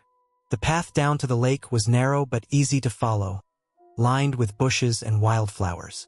When I reached the water's edge, I saw that the dock was old but still solid. I stepped onto it and sat down, letting my feet dangle over the side. The lake was calm, reflecting the sky and the surrounding trees. A gentle wind stirred the water's surface, creating little ripples. I spent a good hour just sitting there, watching the sun dip closer to the horizon. The sky turned orange and pink, then purple. I could feel the day's worries fading away with the light. As the evening came, I made my way back to the cabin. I gathered some dry wood from a pile near the porch and started a small fire in the fire pit. The flames crackled and popped, giving off warmth and light. I roasted a few marshmallows I had brought with me, enjoying their sweet, sticky taste. Inside, I made a simple dinner with pasta and sauce, eating while sitting on the sofa and looking out the window at the dark lake. The only light was from the fire and the stars beginning to appear in the sky. It was peaceful in a way that felt rare. After dinner, I prepared for bed. The mattress was firm but comfortable, and the blankets were thick enough to keep out the chill. I lay down and listened to the sounds outside. The occasional splash from the lake, the rustle of small animals moving in the underbrush, the distant call of an owl. It felt strange but not unsettling, like being completely alone but safe. I slept deeply that night. The quiet and fresh air seemed to work better than any medicine. The next morning, I woke early to the soft light filtering through the curtains. I pulled back the window and took a deep breath. The air was cool and clean, carrying the scent of pine and earth. I stepped outside, the grass still damp with dew. I made coffee using the small stove, the aroma filling the cabin. I took my mug back out to the porch and sat in one of the rocking chairs, watching the lake slowly come to life as the sun rose higher. Mist hovered over the water in thin wisps, and the trees glistened with droplets. For breakfast, I had some toast and fruit, then decided to take a walk along the lakeshore. The path was quiet, with the sounds of birdsong and the occasional rustle of small creatures in the bushes. The water was clear and cold, and I dipped my fingers in as I walked. Further down the shore, I noticed a small wooden rowboat tied to a post. It looked old but usable. I untied it and carefully got in, using the oars to push off the dock. The boat moved smoothly over the water, the only sound the soft splash of oars dipping in and out. I drifted across the lake, surrounded by nothing but trees and sky. The water was cool and clear beneath me. I felt a calmness that I hadn't realized I was missing. After a while, I returned to shore and headed back to the cabin. I spent the afternoon reading a book from the shelf, occasionally stepping outside to stretch or sit by the fire pit. The peacefulness of the place was like a balm to my busy mind. That evening, I cooked dinner again, this time a simple soup made from canned vegetables and broth I had brought along. The fire crackled outside, and I sat watching the stars emerge one by one, the Milky Way visible as a soft band across the sky. The night was cool, and the cabin held the warmth from the fire and the thick blankets. I fell asleep easily. The next day, I decided to explore a little further. There was a small dirt road that led from the cabin toward a nearby town a few miles away. I packed a small backpack with some snacks, water, and my phone and set out on foot. The road was quiet, winding through dense forest and open fields. I passed occasional houses spaced far apart. The forest was alive with birds, insects, and the faint rustle of animals. The scent of pine and earth was strong. After about an hour's walk, I reached the edge of a small town. It was a quiet place with a few shops, a gas station, and a cafe. I stopped at the cafe and bought a sandwich and a coffee, then found a bench in the shade to rest. Watching the slow pace of life, there was a contrast to the city I came from. People greeted each other with smiles and waves. The air was fresher, and the noise was mostly birdsong and distant tractors. After resting, I headed back along the road, enjoying the peacefulness of the walk. Back at the cabin, I spent the rest of the day doing small chores, tidying up, gathering firewood, washing dishes. The simplicity of the tasks was comforting, a break from constant screens and deadlines. That night, I sat by the fire pit again, letting the flames warm me. The sky was clear, and the stars shone bright. The next morning, I packed up my things slowly. I didn't want to leave, but life called me back. Before locking the door, I walked one last time to the lake and sat on the dock. The water was calm, reflecting the early light. I took a deep breath and felt grateful for the quiet and rest the place had given me. Driving back toward the city, the trees thinned and the buildings grew taller. The sounds of traffic and people returned, but inside me, I carried a calmness that would last. The weekend away at the cabin was simple and quiet, but it reminded me how important it is to slow down and find peace in small things. The clean air, the natural beauty, and the stillness had helped me reset in a way nothing else had for a long time.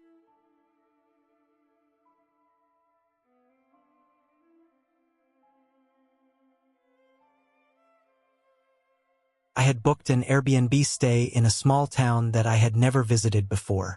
It was a place I chose randomly while browsing for a quiet weekend escape. The listing caught my eye because it was a modest, standalone cottage located just outside the town center. The photos showed a small, neat house with white walls, a dark roof, and a wooden porch with a swing. The surrounding garden was simple, with a few flower beds and a patch of green lawn. It looked peaceful, away from the busy city life I was used to. I arrived late afternoon on a Friday. The weather was mild, with a gentle breeze and soft sunlight filtering through tall trees lining the narrow road that led to the cottage. The air smelled fresh, mixed with earth and blooming flowers. Parking was easy, just a small gravel space beside the house. The gravel crunched softly under my shoes as I approached the front door, which was painted a pale blue. The house felt quiet and welcoming. Inside, the cottage was small but well cared for. The floor was wooden, with a warm tone that added comfort. The living room had a low sofa with a knitted throw draped over the armrest, a small wooden coffee table, and a bookshelf neatly arranged with books and magazines. A few framed pictures of landscapes hung on the walls. The kitchen was compact but functional, with all the basic appliances: a stove, a small fridge, a microwave, and a kettle. There was a dining table for two by the window, overlooking the garden. I unpacked my bag in the bedroom, which had a simple bed with clean white sheets and a couple of pillows. A bedside table held a small lamp and an alarm clock. The window was opened slightly, letting in the soft sound of birds and rustling leaves. The bathroom was small but tidy, with a shower, sink, and a shelf stocked with clean towels and basic toiletries. After settling in, I walked around the garden. The grass was a bit uneven but green, dotted with dandelions and clover. A few bees buzzed around the flowers. At the back of the house, there was a small wooden bench under a maple tree. It was a good spot to sit quietly and watch the clouds move across the sky. That evening, I cooked a simple dinner in the kitchen: pasta with a tomato sauce I had brought along. The pots and pans were clean, and the stove worked well. I ate at the dining table, looking out at the dimming garden as the sun set. The sky turned a soft pink, then deep blue. The only sounds were the occasional chirp of a cricket and the distant hum of a car on the road. After dinner, I read a book in the living room, sitting on the sofa with the lamp casting a warm glow. The house felt calm and safe. The quiet was a relief after the noise of the city. When I went to bed, the cool night air drifted through the open window, carrying the scent of pine and earth. The next morning, I woke up early to the light filtering in through the curtains. The air inside the house was cool but fresh. I brewed coffee in the small kitchen and took it outside to the wooden bench. Sitting there, sipping my coffee, I watched the garden come alive. A few birds hopped on the lawn, searching for seeds. The sky was clear, and the sun warmed my face. I decided to explore the town. It was a short walk from the cottage, following a narrow road lined with tall trees and small houses. The town was quiet but charming, with a main street that had a few shops and a bakery. The bakery smelled of fresh bread and pastries, and I bought a small croissant to take back to the cottage. Back at the house, I spent the afternoon reading, writing in my journal, and taking photos of the garden and nearby trees. I liked the way the light changed through the day, the shadows shifting slowly, the colors of the leaves brightening. I found a small path behind the cottage that led into a forested area. The trees were tall and close together, and the ground was covered with fallen leaves and pine needles. I walked for a while, enjoying the quiet and the fresh smell of the woods. That evening, I made a simple soup and ate it at the dining table. The house was quiet again, with only the occasional sound of a car or a dog barking in the distance. I took a warm shower, then settled into bed with a book. The night was cool, and I closed the window before sleeping. On the third day, the weather turned a little cloudy. I decided to do some light cleaning and organizing inside the cottage. I wiped down surfaces, swept the floor, and opened the windows to air out the rooms. The house was small but easy to keep tidy. I found some magazines on the shelf and flipped through them while sitting on the sofa. In the afternoon, I noticed a small shed at the side of the garden. It was made of wood and painted white, with a green door. Curious, I opened it and found gardening tools inside. A rake, a shovel, some pots and bags of soil. There was also a small stack of firewood neatly piled against one wall. The shed smelled of dry wood and earth. I spent some time in the garden, pulling a few weeds and watering the plants with a small hose I found near the shed. It was satisfying to work with my hands, even if just a little. The garden felt cared for, but it also had a wild, natural look with grass growing unevenly and flowers spreading freely. That evening, I cooked another simple meal, scrambled eggs with vegetables, and ate it while watching a documentary on my laptop. The Wi-Fi signal was good enough for streaming, which was convenient. I felt relaxed and disconnected from the busy world. On the last morning, I woke up early again and brewed coffee. I sat on the bench, looking around the garden one last time. The leaves on the trees were starting to change color with the season, from green to shades of yellow and orange. The air smelled fresh and a little crisp. I packed my bags slowly, taking my time. I checked every corner of the house to make sure I hadn't left anything behind. Before locking the door, I walked around the garden once more, enjoying the quiet and the peacefulness. As I drove away, the cottage disappeared behind the trees, looking small and calm. The trip was simple but exactly what I needed. A quiet place to rest, with fresh air and gentle nature. No excitement, no drama, just a few days of normal life in a small, well-kept house. It was a reminder that sometimes the best travel stories aren't about big adventures, but about finding a quiet moment to breathe and slow down.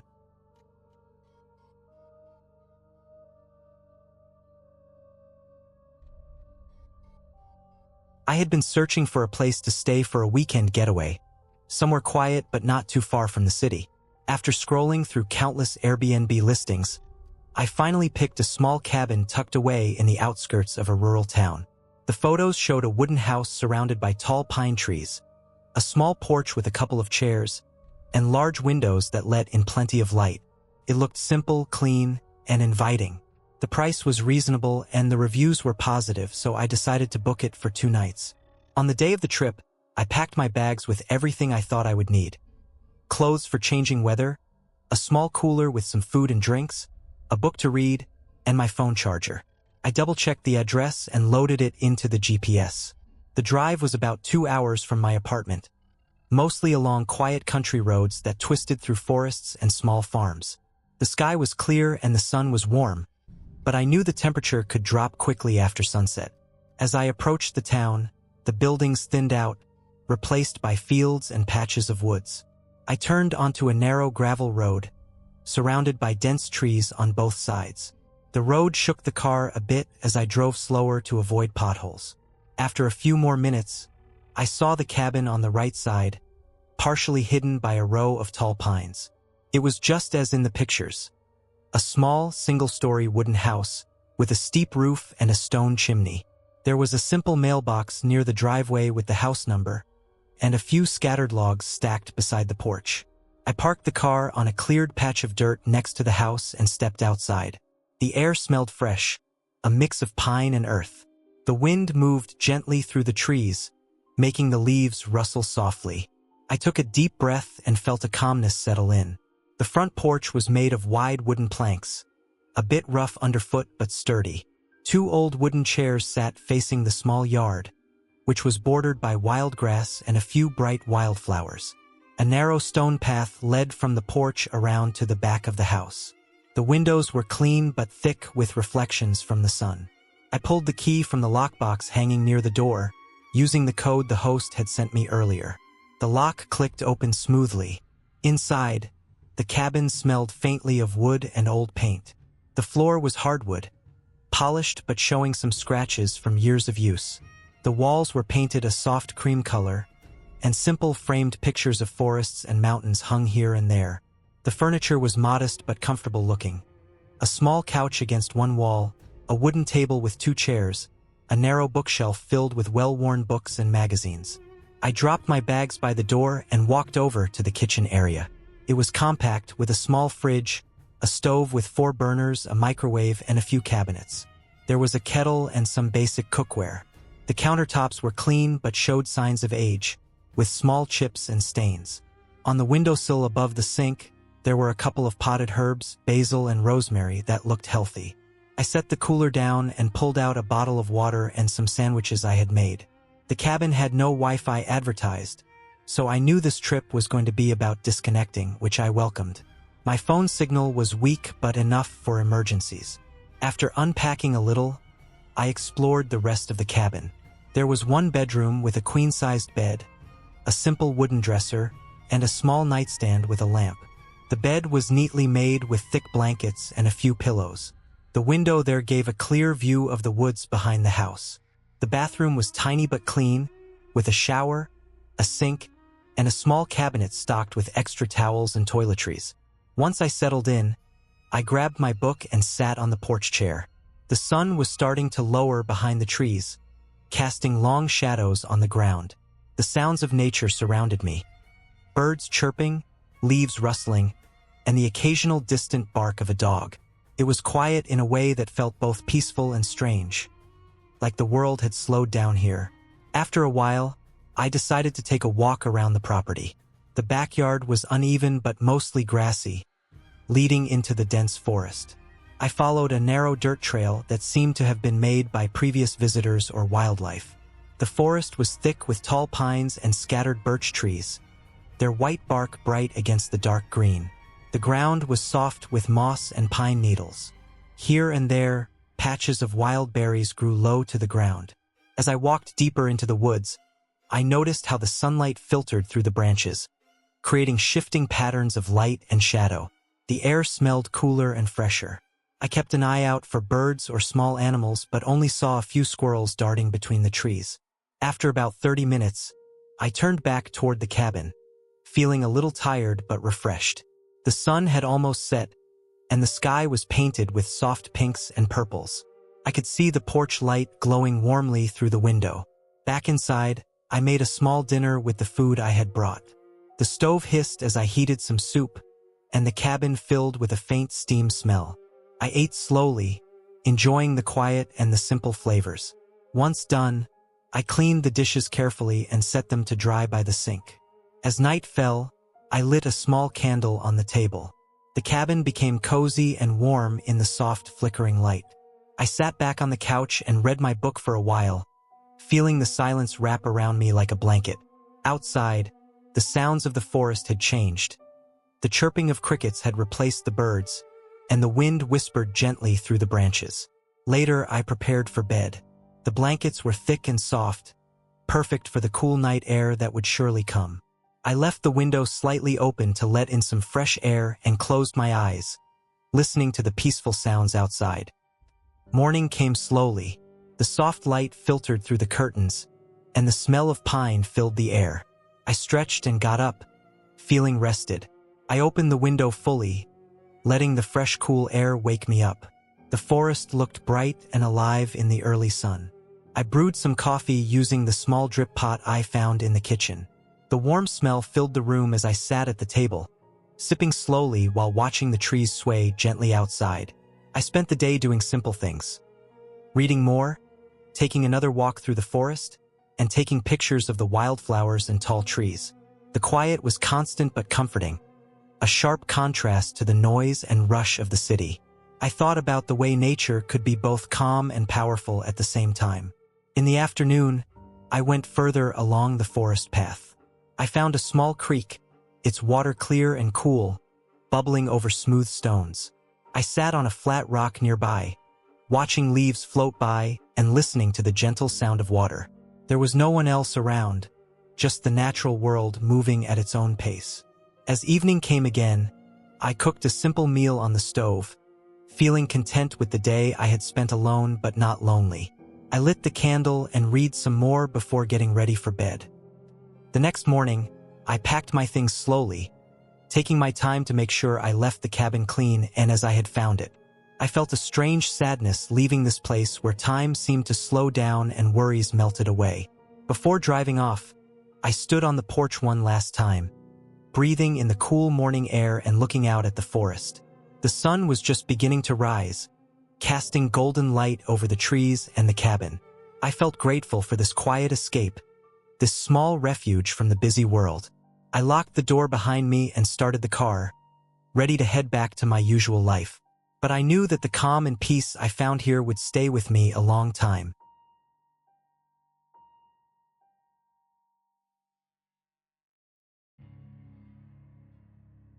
I had always been drawn to the idea of staying in unique places.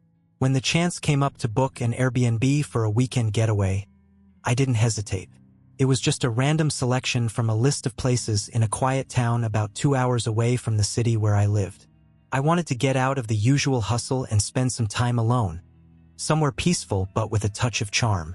The listing was simple. A small house, rustic but modern, with a garden and a porch that looked out onto a forested area.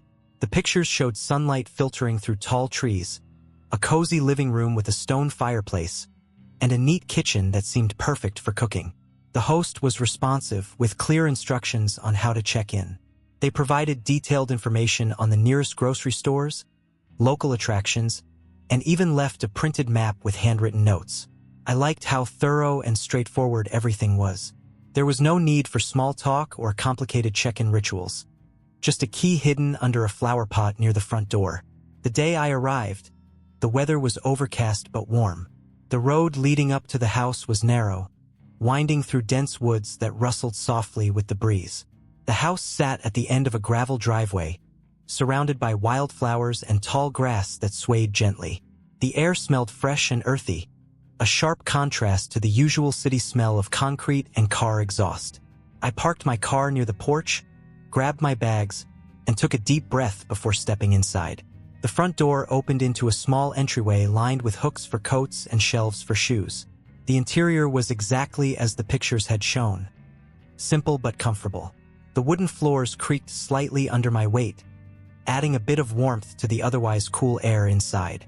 The walls were painted a soft cream color, and the furniture was a mix of light wood and neutral fabrics.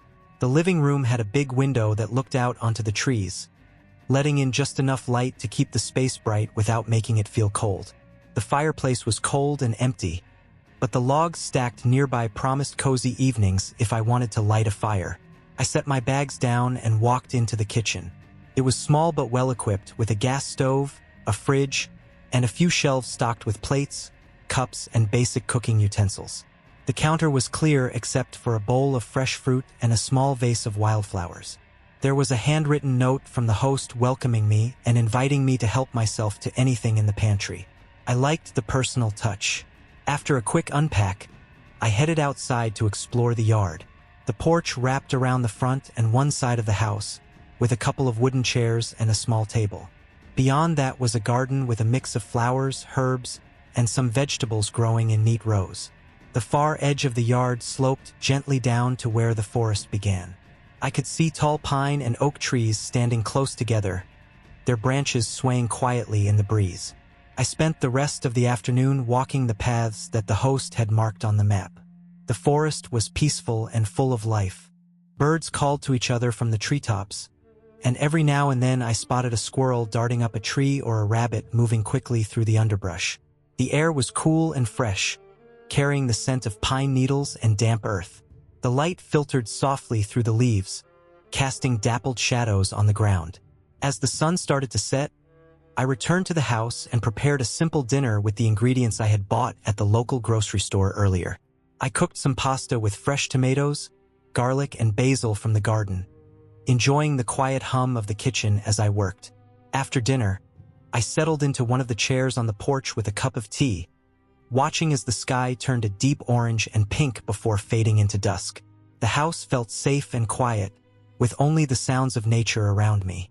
I stayed outside for a while longer, listening to the distant calls of owls and the soft rustling of leaves. The night air was cool but not cold, and the stars slowly appeared one by one, scattered across the dark sky. Inside, the bedroom was cozy and simple. The bed was made up with soft linens and several pillows. I liked the way the room was arranged, with a small desk by the window and a bookshelf filled with an assortment of novels and travel guides. I picked out a book to read and settled in for the night, feeling surprisingly relaxed. The next morning, I woke early to the sound of birds chirping just outside the window.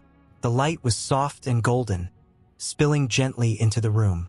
I dressed quickly and made my way outside to the porch, where I sat with a cup of coffee, watching the day begin. The garden was bright and fresh, and a light breeze made the leaves of the trees rustle softly. I decided to spend the day exploring the nearby town. It was small but charming, with a main street lined with quaint shops and cafes. I wandered slowly, taking in the sights and sounds. The locals were friendly but reserved, nodding politely as I passed by. There was a farmer's market on the edge of town, where I bought fresh bread, cheese, and a small jar of honey. Back at the house, I cooked a simple lunch with my purchases and ate at the kitchen table, enjoying the quiet stillness. Afterward, I spent some time reading in the living room, the light shifting slowly as the afternoon moved on. That evening, I built a small fire in the fireplace. The crackling flames cast warm light across the room, making the space feel even cozier. I sat in the armchair nearby, wrapped in a soft blanket, and watched the fire dance. Outside, the wind had picked up, rustling the trees and making the house creak gently. I felt safe and comfortable, alone but not lonely. The following days passed much the same way. I fell into a slow rhythm, waking with the sun, exploring the forest or the town, cooking simple meals, and spending quiet evenings by the fire or on the porch. I noticed small things I hadn't before. The way the light changed throughout the day, the scent of the earth after a rain shower, the soft hum of insects in the garden. One afternoon, while walking in the woods, I found a small clearing I hadn't seen before. It was surrounded by tall trees, with soft moss covering the ground and a gentle stream running through it. I sat down on a fallen log and watched the water flow over smooth stones. The quiet was deep here, broken only by the gentle sound of the stream and the occasional bird call. Later, I returned to the house feeling calm and refreshed. I thought about how much I had needed this break, the chance to be somewhere different, to slow down and breathe. The house had been the perfect place for that. It was simple and unpretentious, but comfortable and welcoming. On my last night there, I took a long walk around the property, saying goodbye to the trees and the garden, the porch where I had spent so many peaceful hours, and the little house that had been my home for a few days. The sky was clear, the stars bright and steady. The next morning, I packed my things carefully, double-checking that I hadn't left anything behind. I left the key back where I had found it and took one last look around before getting into my car. As I drove away, I felt a quiet sense of gratitude for the time I had spent there and the chance to step out of my usual life, if only for a little while. The experience reminded me how important it is to find moments of calm and connection with nature, to slow down and appreciate the simple things. The Airbnb had been more than just a place to stay. It had been a small refuge, a pause from the noise and rush of everyday life. And that, in the end, was exactly what I had been looking for.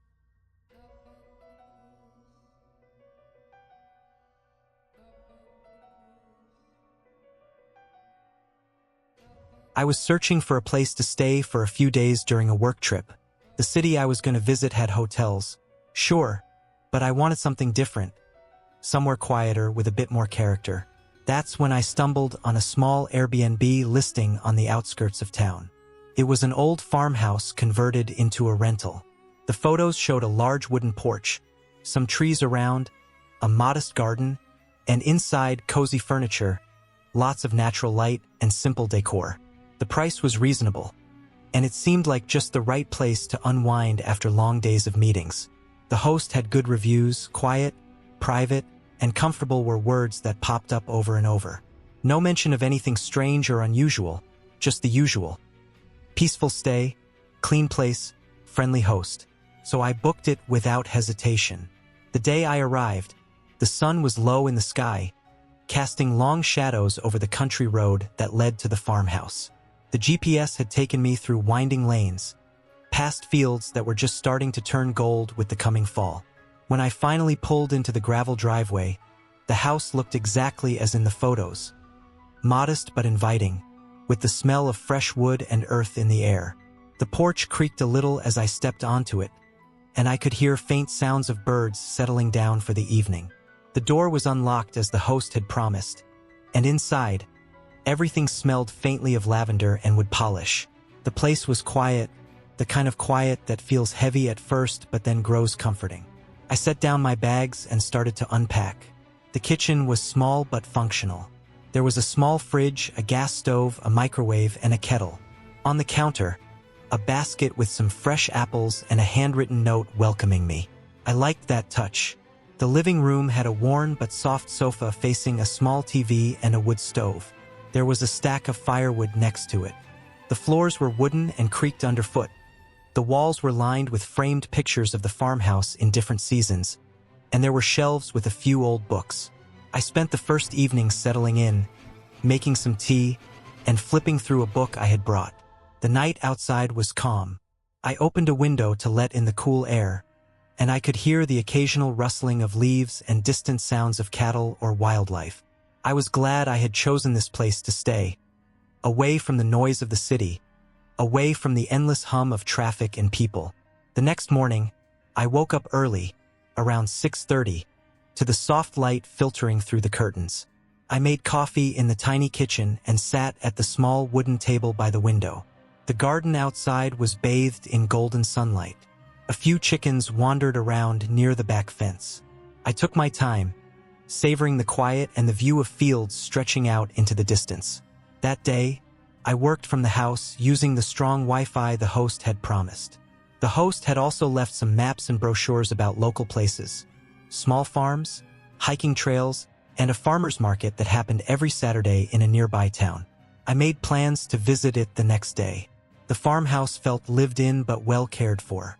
I noticed small details, an old clock ticking in the hallway, a faded quilt on the bed, a ceramic vase with dried flowers on the kitchen counter. It was clear someone had taken care to make this house a home, even for short stays. Each day I followed a simple routine.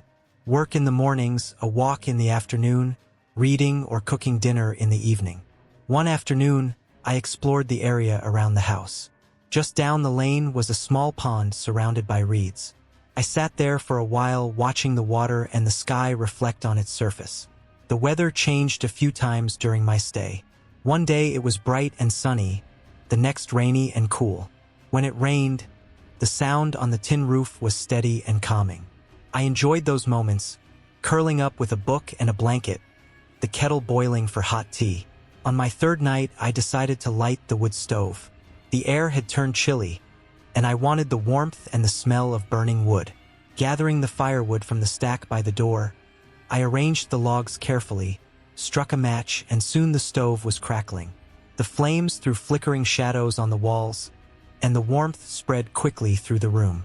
That night I slept well. The bed was firm but comfortable, the sheets clean and soft. I woke early again, feeling rested. On the fourth day, I went to the farmer's market. It was small but lively. Local farmers sold fresh vegetables, homemade bread, honey, and jams. I bought a jar of raspberry jam and a loaf of sourdough bread. The people there were friendly, nodding or smiling as I walked by. The market had a simple charm, very different from the busy city markets I was used to. Back at the farmhouse, I made myself breakfast with fresh eggs I had bought from a neighbor who delivered eggs daily to the host.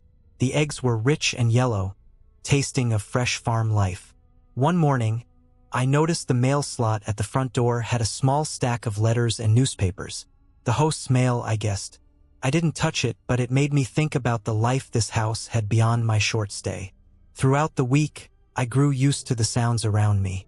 The occasional bark of a dog, the crow of a rooster at dawn, the rustling of trees in the wind. The stars at night were incredibly bright here, far from city lights. There was a small bathroom with a shower, and the water pressure was good. Hot water came quickly, which was a relief after chilly mornings. The towels were thick and fresh. The soap smelled of pine. One afternoon, while I was washing dishes, I heard a car coming down the gravel driveway. It was the host returning for a few hours, as they had mentioned they would check on the house midweek. They didn't stay long, just tidied the porch and watered the plants. I didn't speak much, just a polite wave from the kitchen window. The farmhouse had an honesty box system for small things like firewood or extra cleaning, and I left some money as a thank you. By the last night, I felt like I belonged there, even if just for a moment. The place had a slow, steady rhythm that made it easy to breathe and think clearly. Packing my bags the next morning was a little sad. I had enjoyed the peacefulness, the simple life away from screens and noise. The farm smelled fresh, the wooden floor cool beneath my feet. Before I left, I opened the guest book the host had left on the coffee table. I wrote a note thanking them for the stay, saying the house felt like a refuge. I hoped they would continue to take care of it so others could enjoy the same quiet moments. Driving away, I took one last look in the rearview mirror. The farmhouse was small but stood proud, surrounded by trees and fields, waiting quietly for the next visitor.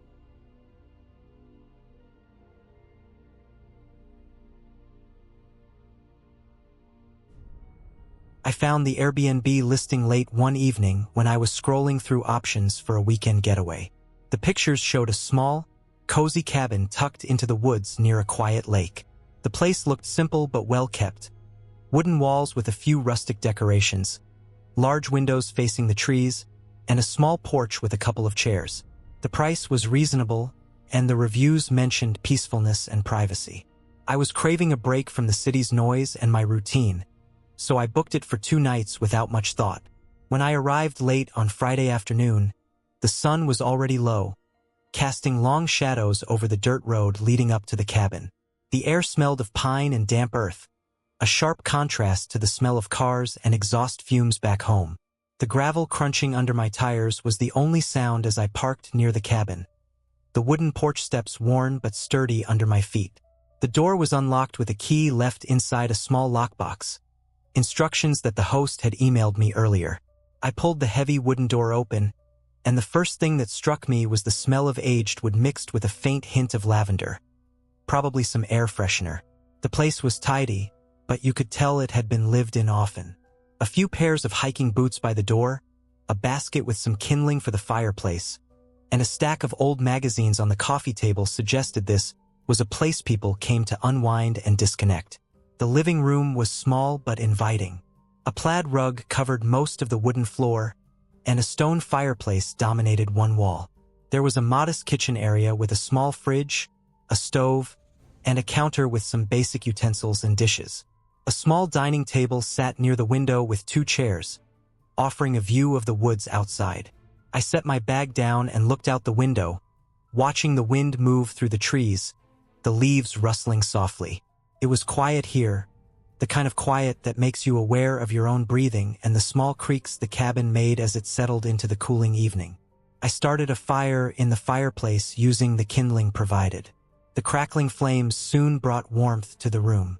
I unpacked some food I'd brought, simple sandwiches, some fruit, and a few snacks. There was no internet here, the listing had said, and I had decided that was part of the appeal. No distractions, no emails, no calls. Just me and the quiet. As night fell, the cabin grew colder, the temperature dropping quickly once the sun disappeared. The fire was the only source of light and warmth. I read one of the magazines by the firelight before heading to the small bedroom. The bed was narrow but comfortable, with thick blankets folded neatly at the foot. The window next to the bed framed a star-filled sky, clearer than any I'd seen in the city. Sleep came easily that night, though the unfamiliar sounds of the forest, an owl hooting far off, the rustle of small animals in the brush, kept me lightly aware in the background. I woke a few times, the temperature dropping even further, but the thick blankets and the fire's warmth kept me comfortable. Morning brought a pale light filtering through the curtains. I made coffee on the stove and sat on the porch, wrapped in a jacket against the chilly air. The lake was just a short walk away, its surface still and mirror-like in the early light. The woods around the cabin were alive with the sounds of birds beginning their day, the occasional snap of a twig underfoot as a squirrel or deer passed through. I spent the day exploring the area, walking along the lake's edge, picking my way carefully over roots and rocks. There was a small dock that extended a little into the water, though it looked a little rickety and worn. The water was cold and clear, and I sat for a while watching it lap gently against the shore. Back at the cabin, I found a stack of firewood under a small lean-to beside the porch. I gathered some for the evening, knowing the temperature would drop again.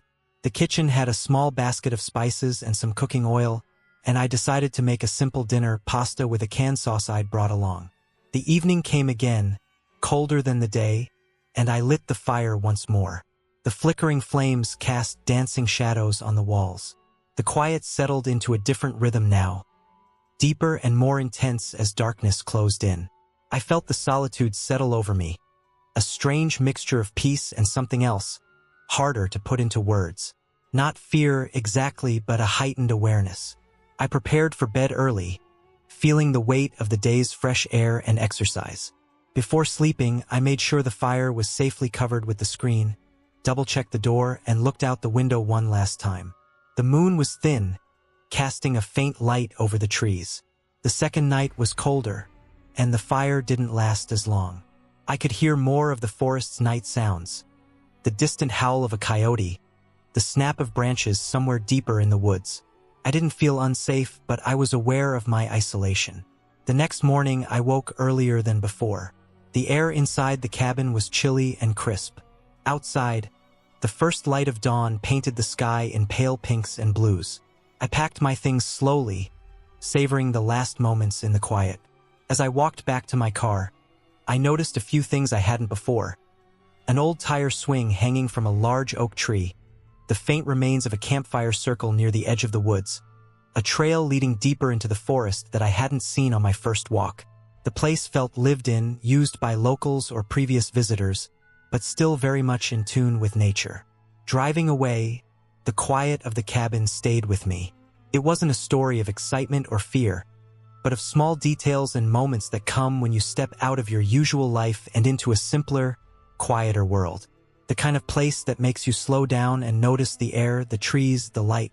That weekend in the cabin wasn't about adventure or discovery, but about a pause. A moment to breathe and listen to the world without interruption. The memory of the quiet, the smell of pine, the crackling fire. Those stayed with me longer than I expected. Sometimes you don't need something extraordinary to make a trip worthwhile. Sometimes the ordinary moments lived fully and simply are enough.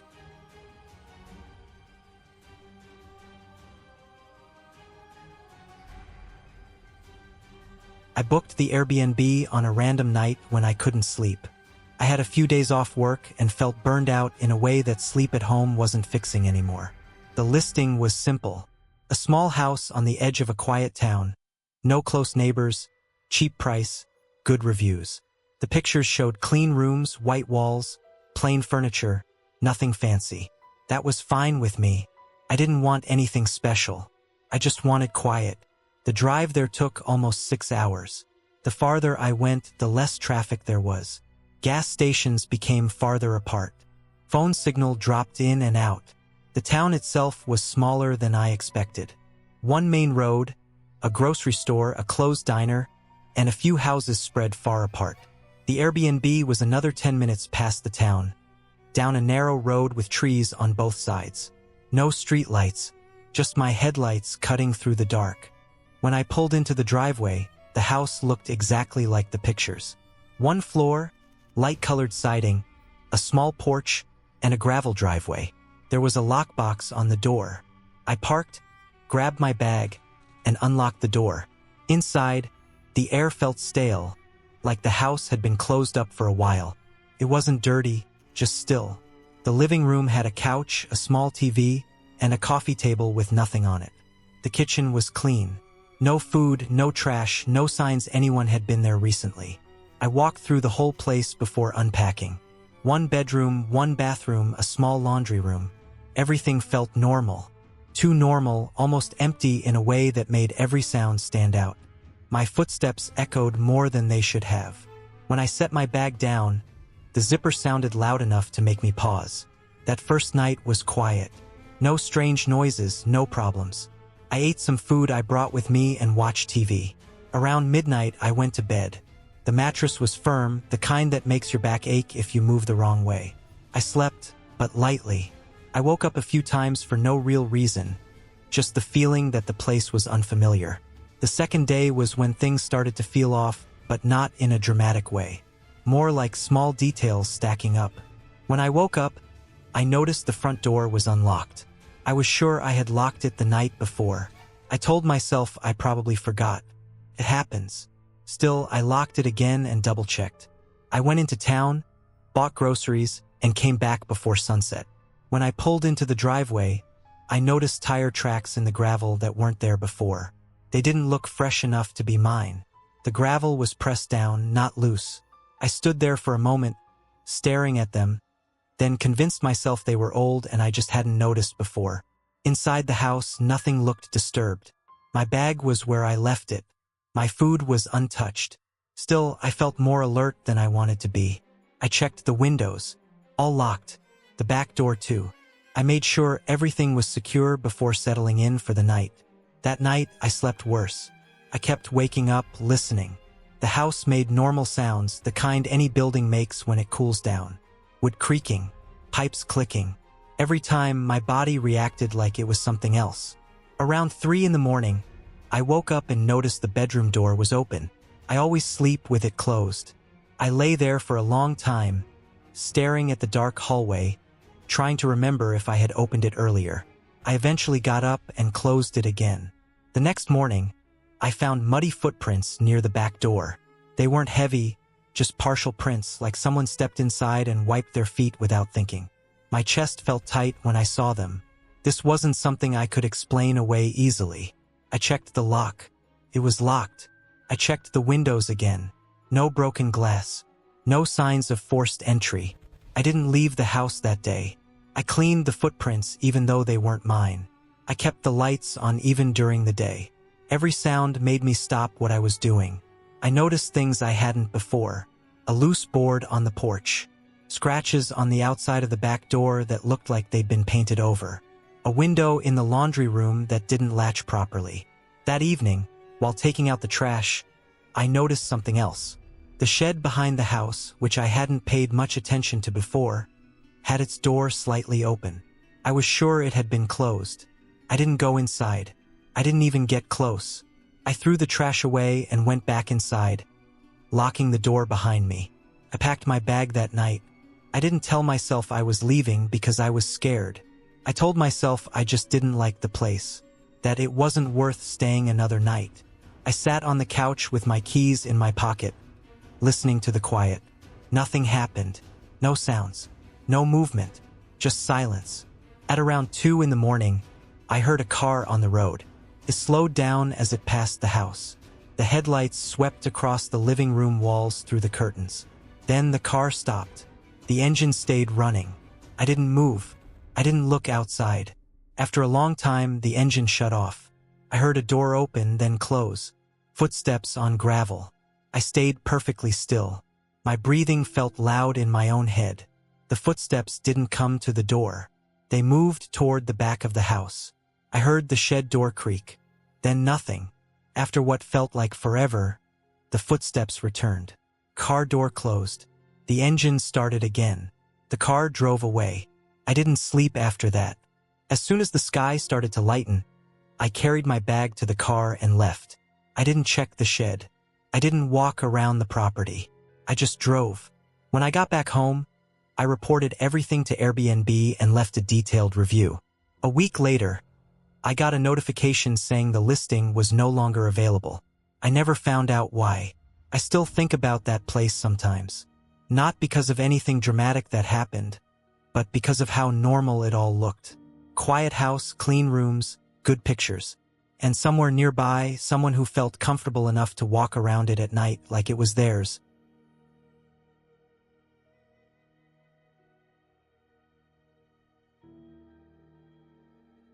I booked the Airbnb late at night after scrolling for hours.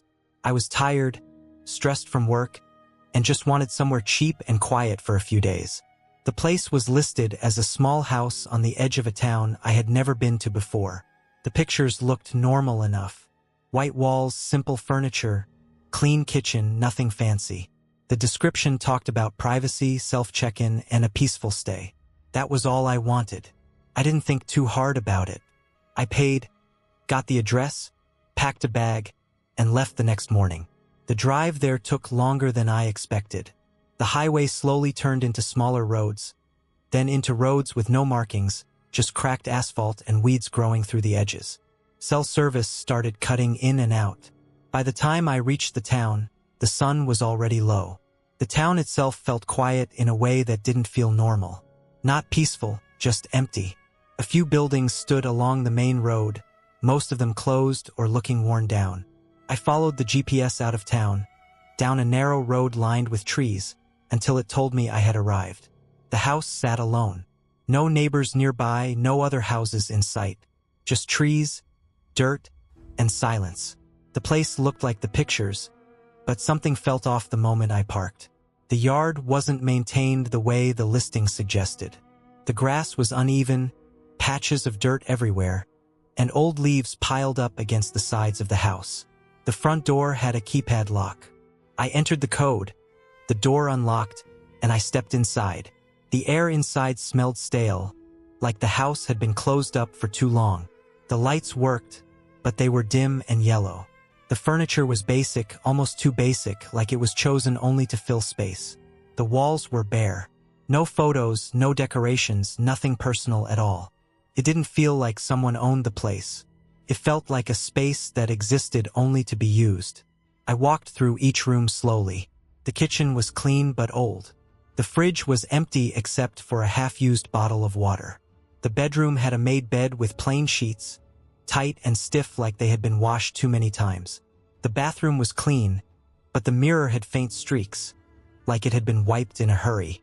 Everything looked fine on the surface, but the longer I stood there, the more uncomfortable I felt. I told myself I was just tired. I unpacked, set my bag down, and tried to relax. As night came, the silence became heavier. No cars, no voices, no distant noise at all. Just the sound of wind brushing against the trees and the occasional creak from the house settling. I cooked a simple meal, ate, and sat on the couch scrolling on my phone, but the weak signal made everything slow. I eventually went to bed earlier than usual. Sleep didn't come easily. The mattress felt thin, and the room felt colder than it should have. At some point during the night, I woke up for no clear reason. The house was completely quiet. I lay there staring at the ceiling, listening. That's when I noticed a sound that hadn't been there before. A slow, steady noise, like movement inside the walls or under the floor. Not loud, just consistent. I stayed still, trying to figure out what it was. It didn't sound like animals. It sounded deliberate, slow, and heavy. The sound eventually stopped. I didn't sleep much after that. In the morning, daylight made the place feel a little less heavy, but the discomfort didn't leave. I decided to explore the house more closely. In a small hallway closet I hadn't opened before, I found cleaning supplies and a stack of old towels. Behind them, there was a small door I hadn't noticed. It was low to the ground and painted the same color as the wall. When I opened it, I saw a narrow crawl space. It was dark inside, but I could see the dirt floor and wooden supports. The air coming from it smelled damp. I closed the door quickly. I didn't like the idea of that space being there, open and connected to the rest of the house. The rest of the day passed slowly. I went into town, bought food, tried to distract myself. But every time I returned to the house, that same feeling came back. Like the place was watching me, not in a supernatural way, but in a human way. Like I wasn't as alone as I was supposed to be. That night, the sounds came back, louder this time. Not just from one place, but from different parts of the house. The floor creaked in slow patterns. The air vents made soft tapping noises that didn't match the wind outside. I stayed awake, sitting up in bed, listening. My heart was beating hard, and my thoughts kept going to the same place. Someone could be in the crawl space. Someone could be moving around while I was there. I didn't leave immediately. I stayed until morning, barely sleeping, waiting for light. When the sun came up, I packed everything without slowing down. Before leaving, I checked the crawl space door again. This time, I noticed fresh dirt on the floor in front of it. Not a lot, but enough to be noticeable. Small footprints, smeared and uneven, like someone had crawled out recently. That was enough. I left the house and didn't look back. I drove straight out of town and didn't stop until I reached a busy area with people and noise. Later that day, I reported the listing and canceled the rest of my stay. I didn't go into detail. I just said the place was unsafe. Weeks passed, and I tried to forget about it. But the memory stayed with me. The emptiness of the house, the hidden space, the sounds that felt too controlled to be natural. A month later, I checked the listing again out of curiosity. It was gone.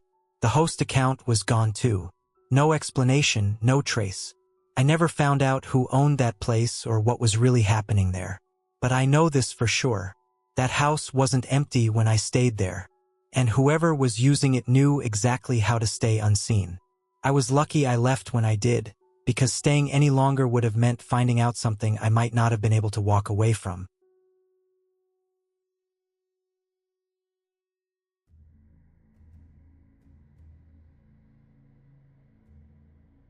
I booked the Airbnb late at night after a long week of work because I wanted to be alone for a few days. The place was listed as a small house on the edge of a quiet town, surrounded by trees, nothing fancy, just cheap and empty. The photos showed plain white walls, old wooden floors, and a porch that looked like it hadn't been painted in years. That was fine with me. I wasn't going there for comfort. I just wanted silence and space. I arrived in the afternoon while the sky was still bright. The road leading to the house was narrow and cracked, with weeds pushing through the edges. There were no other houses close by, just trees, dry grass, and an old mailbox leaning forward like it might fall any day. I parked, stepped out of the car, and stood there for a moment listening. No traffic, no people, just wind moving through leaves and the sound of insects. The house smelled old when I unlocked the door. Not dirty, just unused. The air felt thick, like it had been sitting still for a long time. Inside, everything looked like the pictures. A couch with faded fabric, a small kitchen, one bedroom, one bathroom. Nothing personal anywhere. No photos, no decorations, just furniture and bare walls. Felt more like a storage place than somewhere someone lived. I dropped my bag in the bedroom and walked around checking things out. The windows were clean, but the outside was darkened by trees. So even during the day, the inside felt dim. In the bedroom, the closet door was already open. Inside, it was empty except for a single wire shelf. The bathroom mirror had a small crack in the corner, like it had been hit a long time ago and never replaced. The first night was quiet. Too quiet. I didn't hear cars or voices or even dogs. I tried to sleep early, but the bed felt stiff and unfamiliar. Around midnight, I woke up with the feeling that something had changed. Not a sound, just a feeling. The air felt different, heavier. I lay still and listened. Nothing happened. Eventually, I fell asleep again. The next morning, I noticed something small but strange.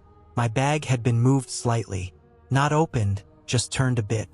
At first, I blamed myself, thinking maybe I did it without realizing. Still, the feeling stuck with me. I checked the locks on the doors and windows. Everything was locked from the inside.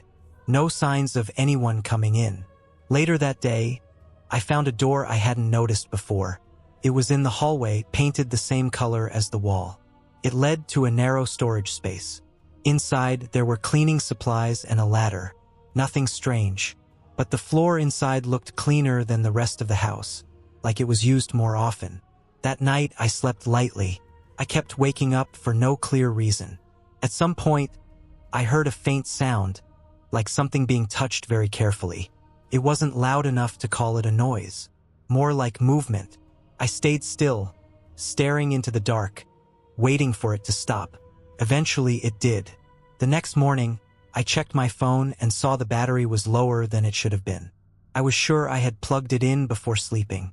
The charger was still in the outlet, but the phone wasn't connected.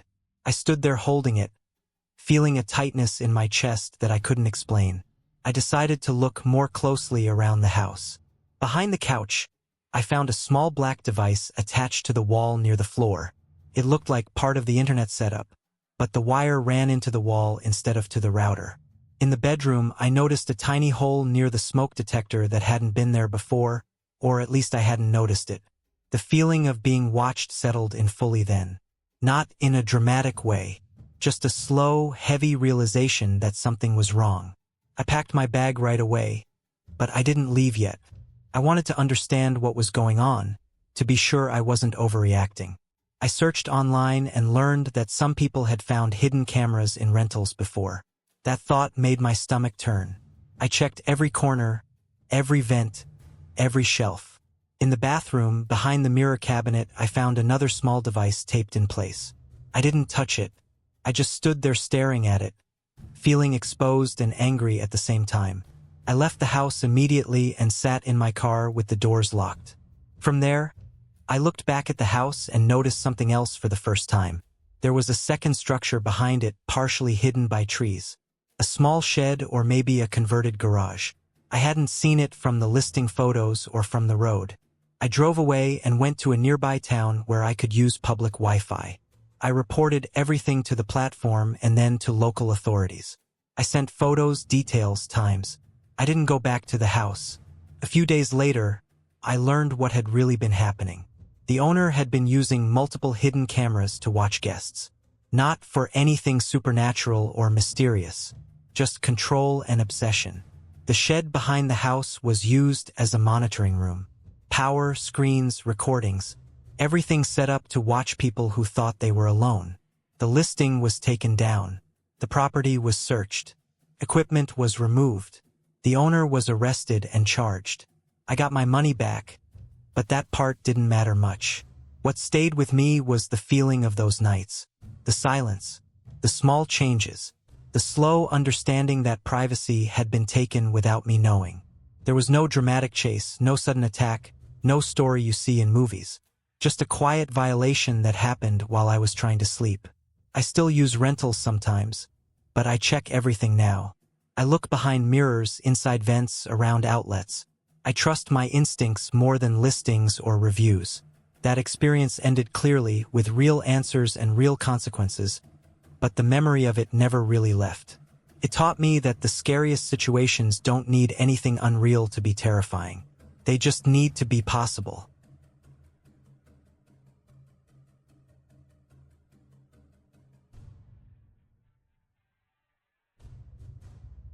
I booked the Airbnb because it was cheap, empty, and far from the city. I needed a place where no one knew me for a few days. The listing showed a small house sitting alone near the edge of a rural town, surrounded by open land and a thin line of trees. The pictures were plain. White walls, old furniture, nothing special. That made it feel safe in a boring way. The description said self-check-in, no neighbors nearby, and limited phone signal. That last part did not bother me at the time. I arrived late in the afternoon. The road leading to the house was narrow and cracked, with weeds growing through the broken asphalt. There were no streetlights, just long stretches of empty land and a few abandoned sheds. The house appeared suddenly around a bend, sitting back from the road. A single-story place with faded paint and a low roof. The driveway was dirt, packed hard by old tires. When I parked, dust hung in the air for a few seconds before settling. The key was in a lockbox like the listing said. The door opened with a stiff pull. Inside, the air smelled old, like dust and something damp. The house was quiet in a way that felt heavy, not peaceful. The floors creaked under my weight. The furniture looked older than in the photos. A couch with sagging cushions. A small table with scratches cut deep into the wood. The walls had marks where frames once hung, lighter squares against darker paint. I walked through every room before unpacking. One bedroom, one bathroom, a small kitchen, a living room facing the front of the house. There was a door in the back that led to a narrow yard. The yard was mostly dirt, with patches of dead grass and a leaning wooden fence. Beyond the fence were trees, close enough that their branches brushed together in the wind. I noticed then that the house felt used, not just lived in, but passed through. Like many people had stayed there for short times and left pieces behind without realizing it. In the bathroom cabinet, I found an old toothbrush with dried toothpaste still on it.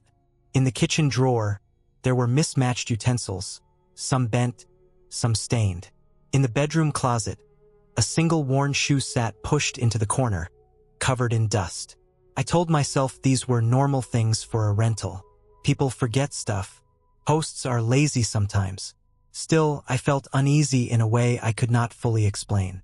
I unpacked anyway. I needed rest. That first night, the house made a lot of noise. Not strange noise, just normal house sounds, but louder than expected. The walls popped as the temperature dropped. The wind pushed against the siding. The trees scraped against each other behind the house. I lay in bed staring at the ceiling, listening. Every sound felt closer than it should have. At some point, I realized the phone signal was worse than I thought. Messages would not send. Pages would not load. I could not even open the Airbnb app properly. That made the silence feel heavier. I went to sleep eventually, but it was shallow and broken. The next morning, I noticed something different. The front doormat was not the way I remembered it. I was sure I had stepped over it without moving it when I came in. Now it sat slightly crooked, with one corner folded. I stood there staring at it longer than made sense, trying to remember if I had kicked it by accident. I convinced myself I had. Later that day, while cleaning up, I found footprints in the dust on the living room floor. They were faint but visible when the light hit them right. I told myself they were mine from the night before, but when I looked closely, the size was wrong. Slightly smaller. The pattern on the sole did not match my shoes. I felt a slow pressure build in my chest. Not panic yet, just awareness. I checked the doors and windows. Everything was locked. No broken glass. No signs of forced entry. I walked the yard, looking for tracks in the dirt. There were many footprints, overlapping and old. It was impossible to tell which were new. That night, I barely slept. I kept the lights on. Around very late, I heard a soft sound from the kitchen. Not a crash or anything loud. Just the sound of something being moved slightly, like a drawer sliding a few inches and stopping. I stayed still, listening. The house went quiet again. I did not get up to check. The next morning, I found one of my bags unzipped. Nothing was missing. That was worse somehow. Someone had touched my things and decided not to take anything. That meant they were not looking to steal. They were just there. I tried to leave that day, but my car would not start. The engine turned over but died immediately. I opened the hood even though I knew nothing about cars. Everything looked normal to me. I tried again and again until the battery weakened. The silence afterward felt complete. I packed my things anyway and moved them closer to the front door. I stayed in the living room all day watching the windows. Late in the afternoon, I noticed movement outside near the trees. Not clear shapes, just the way branches moved when there was no wind. I realized then how close the trees were, how easy it would be to stand there and watch the house. That night, I did not sleep at all. I sat with my back against the wall, listening. Sometime before dawn, I heard slow footsteps on the porch. Heavy, careful steps. They stopped right outside the door. I held my breath until my chest burned. After a long time, the steps moved away. When the sun came up, I pushed the door open and ran to my car. Started immediately, like nothing had ever been wrong. I did not stop to think. I drove straight down the dirt road, onto the cracked asphalt, and kept going until I had full signal again. Later, from a safe place, I checked the listing. It was gone. The host profile no longer existed. I reported everything, but nothing came of it. The house was still there when I drove past weeks later, sitting empty, waiting. I understand now what that place was. It was not haunted. It was worse. It was known.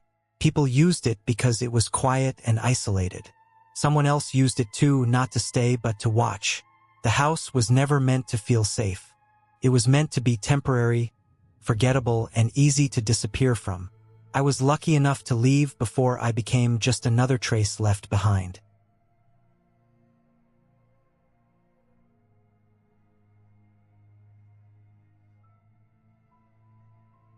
I booked the Airbnb without thinking too much about it. I just needed a cheap place to stay for a few nights while I handled some personal stuff in a city I didn't know well. The listing looked normal enough. Small house, self-check-in, quiet neighborhood, nothing fancy. The photos showed clean rooms, white walls, basic furniture, and a driveway with a single tree leaning slightly to one side. It looked empty but not abandoned. I've stayed in enough Airbnbs to know that photos can hide a lot, but this one didn't raise any obvious red flags. I arrived late in the evening. The street was calm, almost too calm, with only a few porch lights on and no cars passing by. The house was easy to find. The lockbox worked on the first try, which already felt like a small relief. When I stepped inside, the air felt stale, like the place had been closed up for a while. Not dirty, just unused. I stood there for a moment with my bag on my shoulder, listening. The house was completely silent. The living room was small and plain. A couch that looked barely used, a coffee table with a few light scratches, and a TV mounted slightly crooked on the wall. The smell was a mix of old wood, dust, and cleaning spray. The floor creaked when I walked, not loudly, but enough to notice. I told myself it was just an older house. I dropped my bag and walked around to get familiar with the place. Something I always do. The kitchen was clean but oddly empty. Barely any dishes, no spices, no random leftovers like most Airbnbs have. The fridge was unplugged but clean inside. That stood out to me. Usually hosts keep it running even if it's empty. I plugged it in without thinking much about it. The bedroom was at the end of a narrow hallway. The bed was neatly made. The sheets smelled freshly washed, and the mattress felt firm when I pressed down on it. The window faced the backyard, which was dark and fenced off. I couldn't see much, just the outline of grass and what looked like a shed in the far corner. The bathroom was clean too, but the mirror had faint marks, like someone had wiped it too many times without fully cleaning it. The shower curtain was new, stiff, and still folded at the bottom. Everything felt prepared, but also rushed, like someone wanted it to look right without actually living there. That first night I slept badly, not because of noise, but because of how quiet it was. No distant traffic, no neighbors, no dogs barking. Just the occasional creak of the house settling. At one point, I woke up sweating, feeling like I had been holding my breath. I lay there staring at the ceiling, listening. Nothing happened. I eventually fell back asleep, blaming the unfamiliar place. The next morning, I noticed small details that bothered me more in daylight. There were faint scuff marks on the hallway wall at shoulder height, like something heavy had been dragged past it more than once. One of the bedroom outlets was loose, hanging slightly out of the wall. The backyard door was locked with two different locks, one normal and one heavy deadbolt that felt unnecessary for a quiet neighborhood. I spent most of the day out trying not to think about the place. When I came back in the evening, the house felt colder, even though the weather hadn't changed much. The fridge was running now, but it made a loud humming noise that echoed through the kitchen. I stood there listening to it longer than I should have, just to confirm it was the fridge and nothing else. That night, I noticed a smell I hadn't before. It was faint, like damp fabric or old boxes. It seemed strongest near the hallway closet. I opened it slowly. Inside were cleaning supplies, a folded ladder, and a few plastic bins stacked neatly. Nothing unusual, but the smell was stronger in there. I closed the door and washed my hands even though I hadn't touched anything. By the third day, I started feeling watched, not in a dramatic way, but in a constant low-level sense. Like the house was paying attention to me. I checked the smoke detectors and vents, half expecting to find hidden cameras. I didn't find any, but the fact that I looked for them made me uneasy. I noticed the Wi-Fi router was mounted high on a shelf, facing the living room, with wires running into the wall instead of the usual setup. It worked fine, but it felt intentionally placed. That evening, while sitting on the couch, I heard a dull thump from the back of the house. Not a bang, more like something heavy being set down. I froze, heart racing, and waited. No follow-up sound. I walked through the house slowly, checking every room, the closet, the bathroom, the backyard door. Everything was exactly as I left it. Locked. Empty. I barely slept that night. In the morning, I decided to leave early. I packed my things quickly, double-checking drawers and outlets like I was making sure I wasn't forgetting something important. Before leaving, I took one last look around. That's when I noticed the scuff marks in the hallway were fresh, darker than before, like they had been rubbed recently. I left the key, locked the door, and drove away without looking back. A few days later, out of curiosity, I checked the listing again. It was gone, completely removed. No reviews, no host profile, nothing. I searched the address on a map and found it listed for sale, described as vacant. I never reported anything because I couldn't point to one clear incident. Nothing dramatic happened. No one appeared. No crime I could prove. But I know how that place felt. Felt staged, watched, and waiting. I still think about how empty it was, how carefully clean it seemed, and how quickly it disappeared. Whatever that house was being used for, I don't think it was meant to be lived in for long, and I don't think I was meant to stay as long as I did.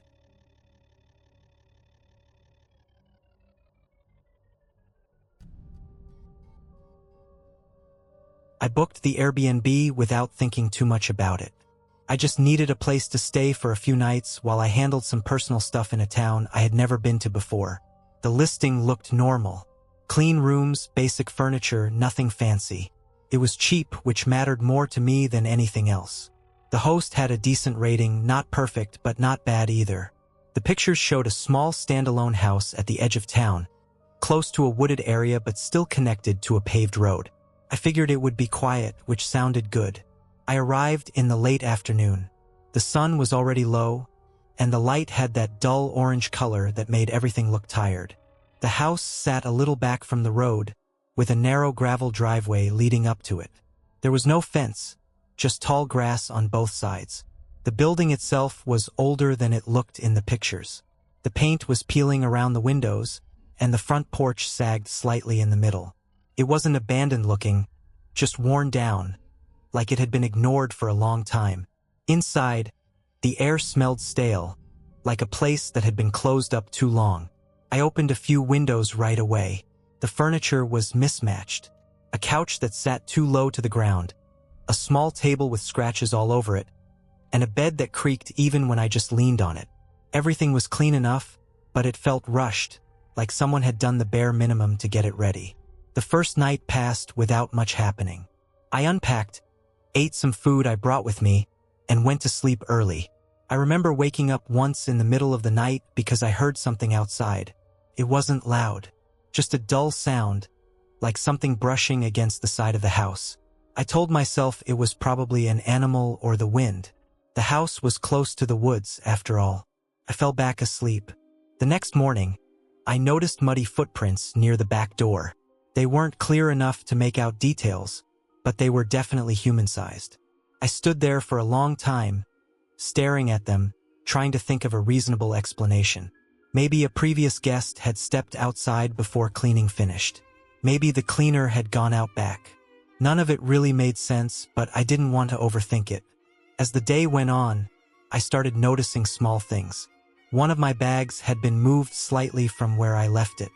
A cabinet door in the kitchen was open when I was sure I had closed it. I kept telling myself I was just tired and not paying attention. Being alone in an unfamiliar place messes with your head more than people like to admit. That evening, I locked the doors and windows earlier than I normally would. The house made noises as it cooled down, soft popping sounds in the walls and ceiling. Every now and then I thought I heard footsteps outside, slow and heavy, but whenever I looked out the window, there was nothing there, just trees and darkness. I barely slept that night. My mind kept running, replaying everything I had noticed since arriving. At some point before dawn, I heard a clear sound from inside the house. It wasn't loud, but it was close. Something shifted, like weight being moved in the living room. I stayed in bed, holding my breath, listening. After a long minute, everything went quiet again. When morning came, I walked through the house carefully. Nothing was broken, nothing was stolen, but the front door was unlocked. I knew for a fact I had locked it. I checked the lock itself, thinking it might be faulty, but it worked just fine. I spent most of that day away from the house. I didn't feel comfortable there anymore. When I came back in the late afternoon, I parked farther down the driveway and just sat in my car for a few minutes, watching the place. The curtains were slightly different than how I remembered them. One of the front windows was open wider than before. Inside, the smell was stronger, like sweat mixed with damp wood. I noticed something new in the hallway, a faint scuff mark along the wall, right at shoulder height. It looked fresh. That was the moment I stopped trying to explain things away. I packed my bag right then. I didn't rush, but I didn't take my time either. I kept my movements calm, controlled.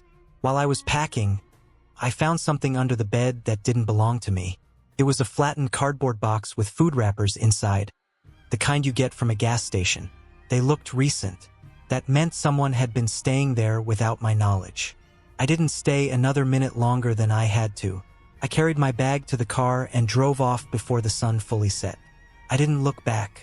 Later that night, after I checked into a motel, I contacted the platform and reported everything.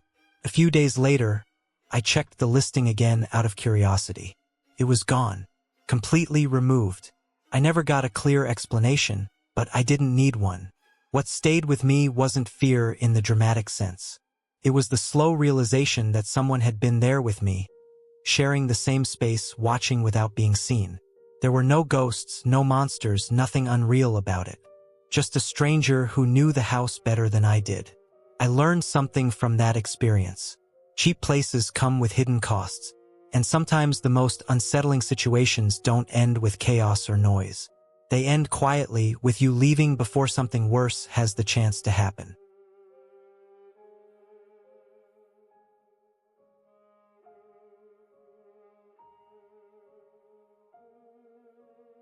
I booked the Airbnb without thinking too much about it.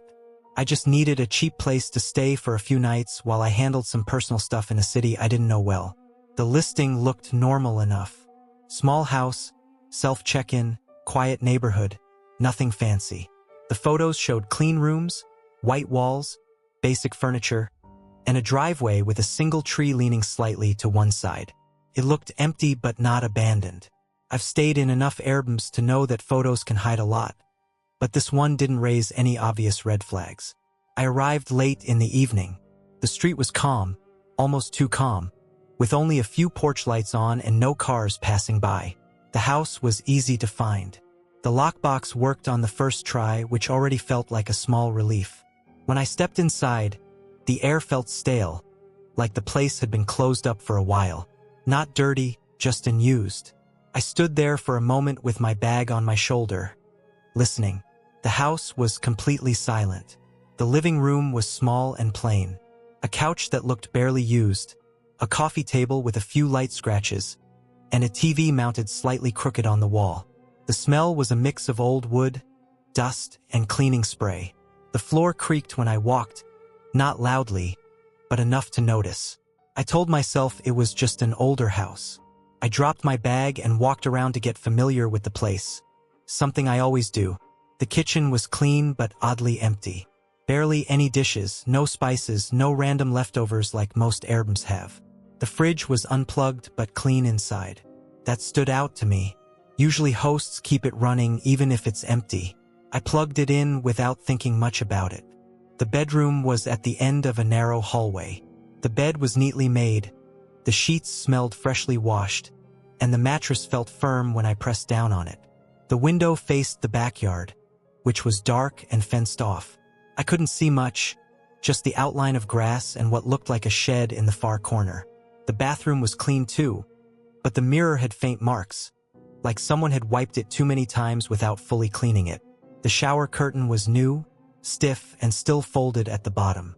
Everything felt prepared, but also rushed, like someone wanted it to look right without actually living there. That first night, I slept badly. Not because of noise, but because of how quiet it was. No distant traffic, no neighbors, no dogs barking. Just the occasional creak of the house settling. At one point, I woke up sweating, feeling like I had been holding my breath. I lay there staring at the ceiling, listening. Nothing happened. I eventually fell back asleep, blaming the unfamiliar place. The next morning, I noticed small details that bothered me more in daylight. There were faint scuff marks on the hallway wall at shoulder height, like something heavy had been dragged past it more than once. One of the bedroom outlets was loose, hanging slightly out of the wall. The backyard door was locked with two different locks, one normal and one heavy deadbolt that felt unnecessary for a quiet neighborhood. I spent most of the day out trying not to think about the place. When I came back in the evening, the house felt colder, even though the weather hadn't changed much. The fridge was running now, but it made a loud humming noise that echoed through the kitchen. I stood there listening to it longer than I should have, just to confirm it was the fridge and nothing else. That night, I noticed a smell I hadn't before. It was faint, like damp fabric or old boxes. It seemed strongest near the hallway closet. I opened it slowly. Inside were cleaning supplies, a folded ladder, and a few plastic bins stacked neatly. Nothing unusual, but the smell was stronger in there. I closed the door and washed my hands even though I hadn't touched anything. By the third day, I started feeling watched, not in a dramatic way, but in a constant low-level sense. Like the house was paying attention to me. I checked the smoke detectors and vents, half expecting to find hidden cameras. I didn't find any, but the fact that I looked for them made me uneasy. I noticed the Wi-Fi router was mounted high on a shelf, facing the living room, with wires running into the wall instead of the usual setup. It worked fine, but it felt intentionally placed. That evening, while sitting on the couch, I heard a dull thump from the back of the house. Not a bang, more like something heavy being set down. I froze, heart racing, and waited. No follow-up sound. I walked through the house slowly, checking every room, the closet, the bathroom, the backyard door. Everything was exactly as I left it. Locked, empty. I barely slept that night. In the morning, I decided to leave early. I packed my things quickly, double-checking drawers and outlets like I was making sure I wasn't forgetting something important. Before leaving, I took one last look around. That's when I noticed the scuff marks in the hallway were fresh, darker than before, like they had been rubbed recently. I left the key, locked the door, and drove away without looking back. A few days later, out of curiosity, I checked the listing again. It was gone, completely removed. No reviews, no host profile, nothing. I searched the address on a map and found it listed for sale, described as vacant. I never reported anything because I couldn't point to one clear incident. Nothing dramatic happened. No one appeared. No crime I could prove. But I know how that place felt. Felt staged, watched, and waiting. I still think about how empty it was, how carefully clean it seemed, and how quickly it disappeared. Whatever that house was being used for, I don't think it was meant to be lived in for long, and I don't think I was meant to stay as long as I did.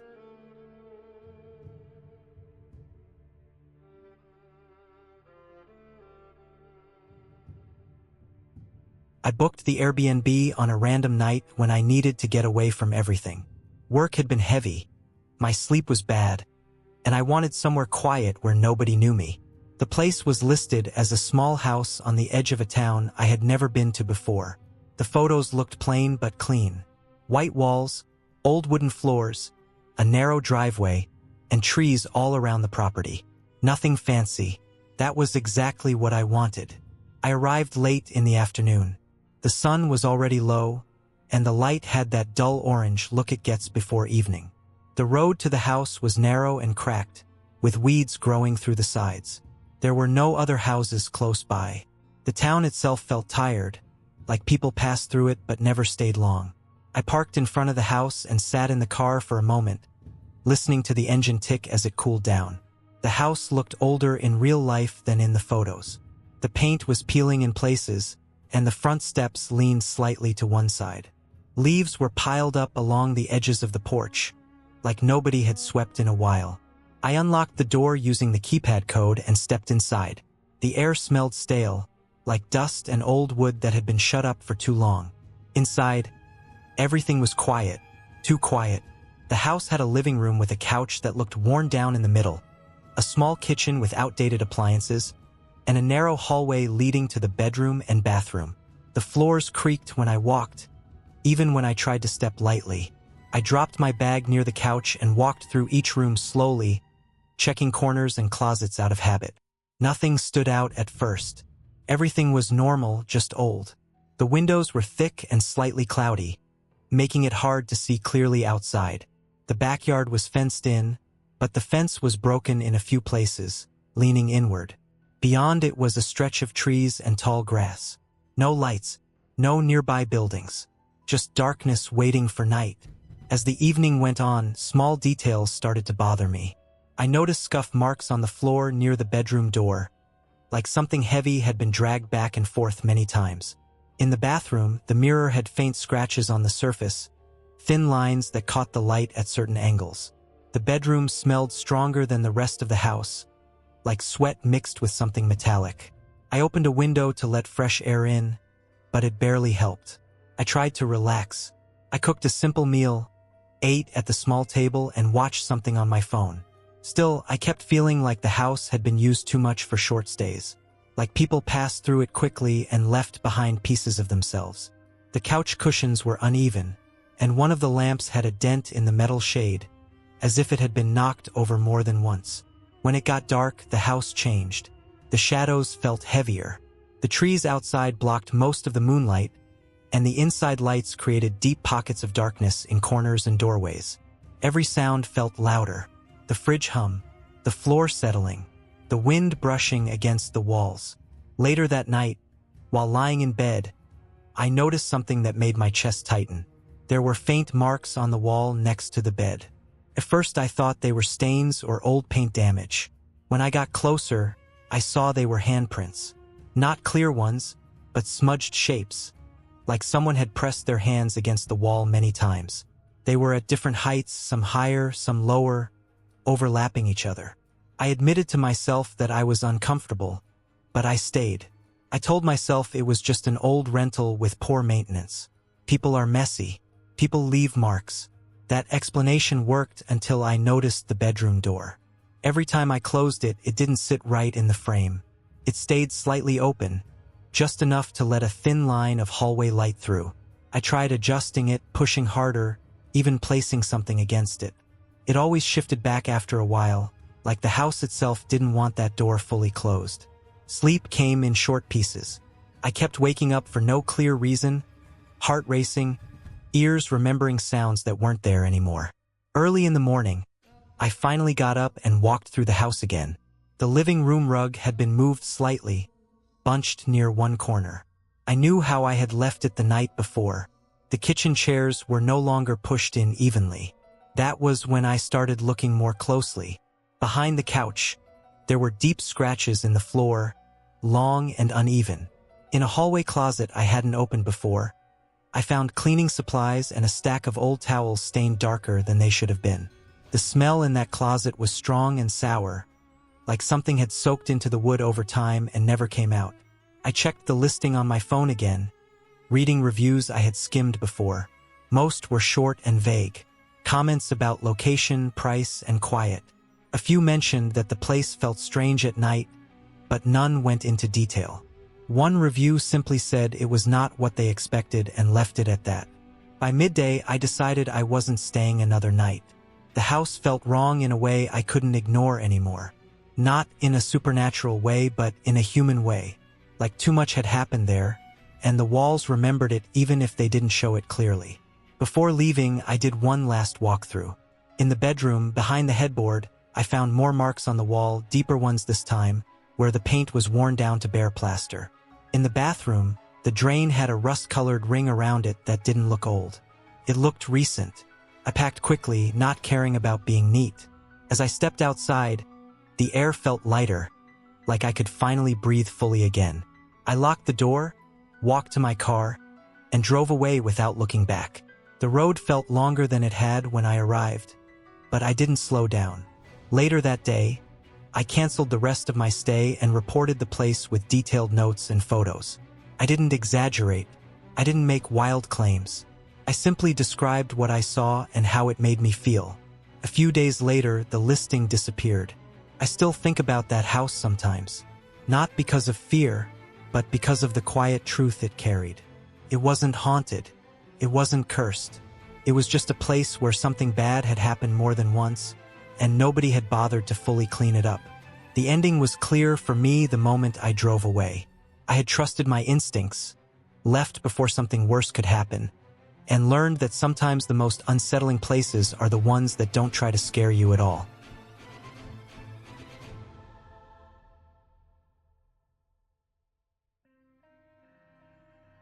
I booked the Airbnb late at night after a long week of work because I wanted to be alone for a few days. The place looked normal in the photos. It was a small house on the edge of a quiet town, not far from the highway, surrounded by trees and empty land. The description said it was peaceful, clean, and perfect for people who needed rest. That sounded exactly like what I wanted. I did not overthink it. I packed a small bag, filled my car with gas, and drove there the next afternoon. The drive itself felt longer than it should have.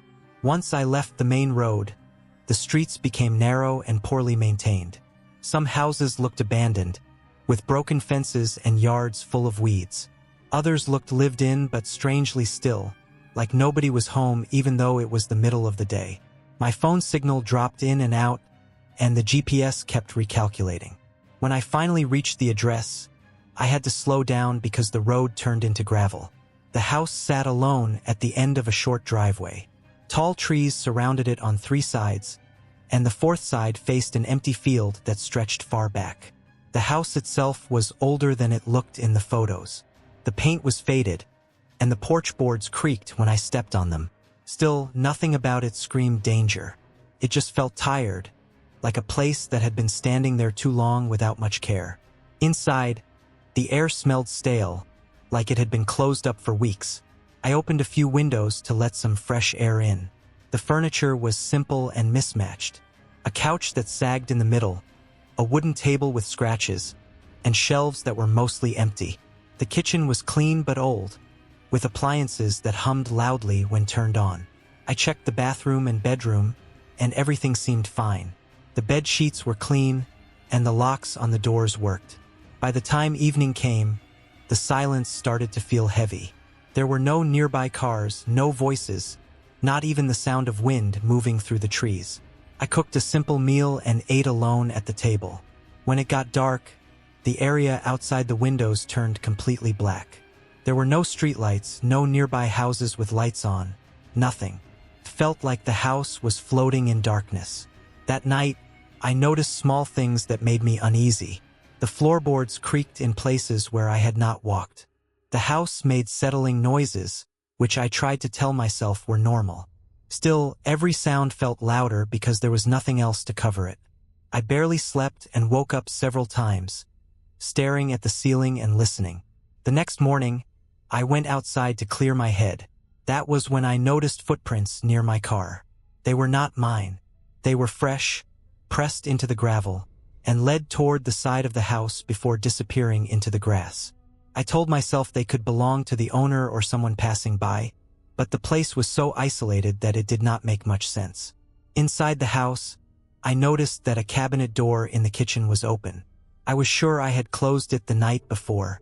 I went through the house slowly, checking every room. Nothing was missing. Nothing looked broken. Still, the feeling that I was not fully alone settled in my chest and stayed there. As the day went on, I found more signs that did not sit right with me. The back door was unlocked even though I remembered locking it. One of the windows I had closed was open again, just slightly. The worst part was the bedroom closet. The door was open, and the floor inside had marks, like someone had been standing there for a long time, shifting their weight.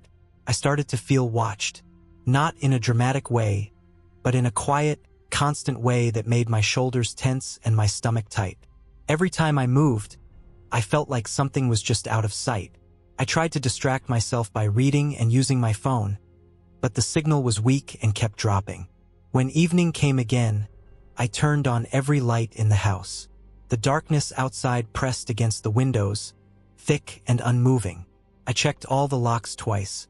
I placed a chair under the front door handle, even though I felt silly doing it. Sleep did not come easily. Sometime during the night, I woke up with the feeling that something was wrong. The house was too quiet, even quieter than before. I lay still and listened. Then I heard movement. Not footsteps, not loud, but slow and careful sounds, like someone trying not to be heard. The sound came from the living room area. My body felt frozen. I did not move. I barely breathed. The sounds continued, soft shuffling and the faint creak of wood. Whoever it was knew the house well enough to move through it in the dark. I realized then that this was not an animal. It was too controlled, too deliberate. After what felt like a long time, the sound stopped. I waited longer, afraid that any movement on my part would give me away. Eventually, I heard the back door open and close, slow and quiet. The house settled again into silence. When morning finally came, I did not hesitate. I packed my things as fast as I could. My hands shook as I checked the rooms one last time. Nothing was obviously disturbed, but the feeling of being violated stayed with me. Outside, I saw fresh footprints again, clearer this time. They led from the tree line to the back door. I got into my car and drove away without looking back. Once I reached a place with signal, I reported the stay and left immediately. Later, I found out that the area had a history of people breaking into short-term rentals, using them as temporary shelter, hiding inside while guests stayed there. What stayed with me was not just the fear of that night, but the quiet nature of it. No dramatic moment, no clear face, just the slow realization that someone had been close enough to hear me breathe while I slept. I never booked an isolated Airbnb again. The peace I was looking for came at a cost I was lucky to escape.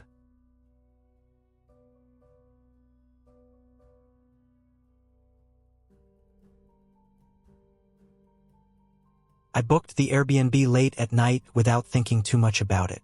I was driving for hours and needed somewhere to sleep, and this place was cheap, empty, and close to the highway. The photos showed a small house sitting alone at the edge of a town that looked half abandoned.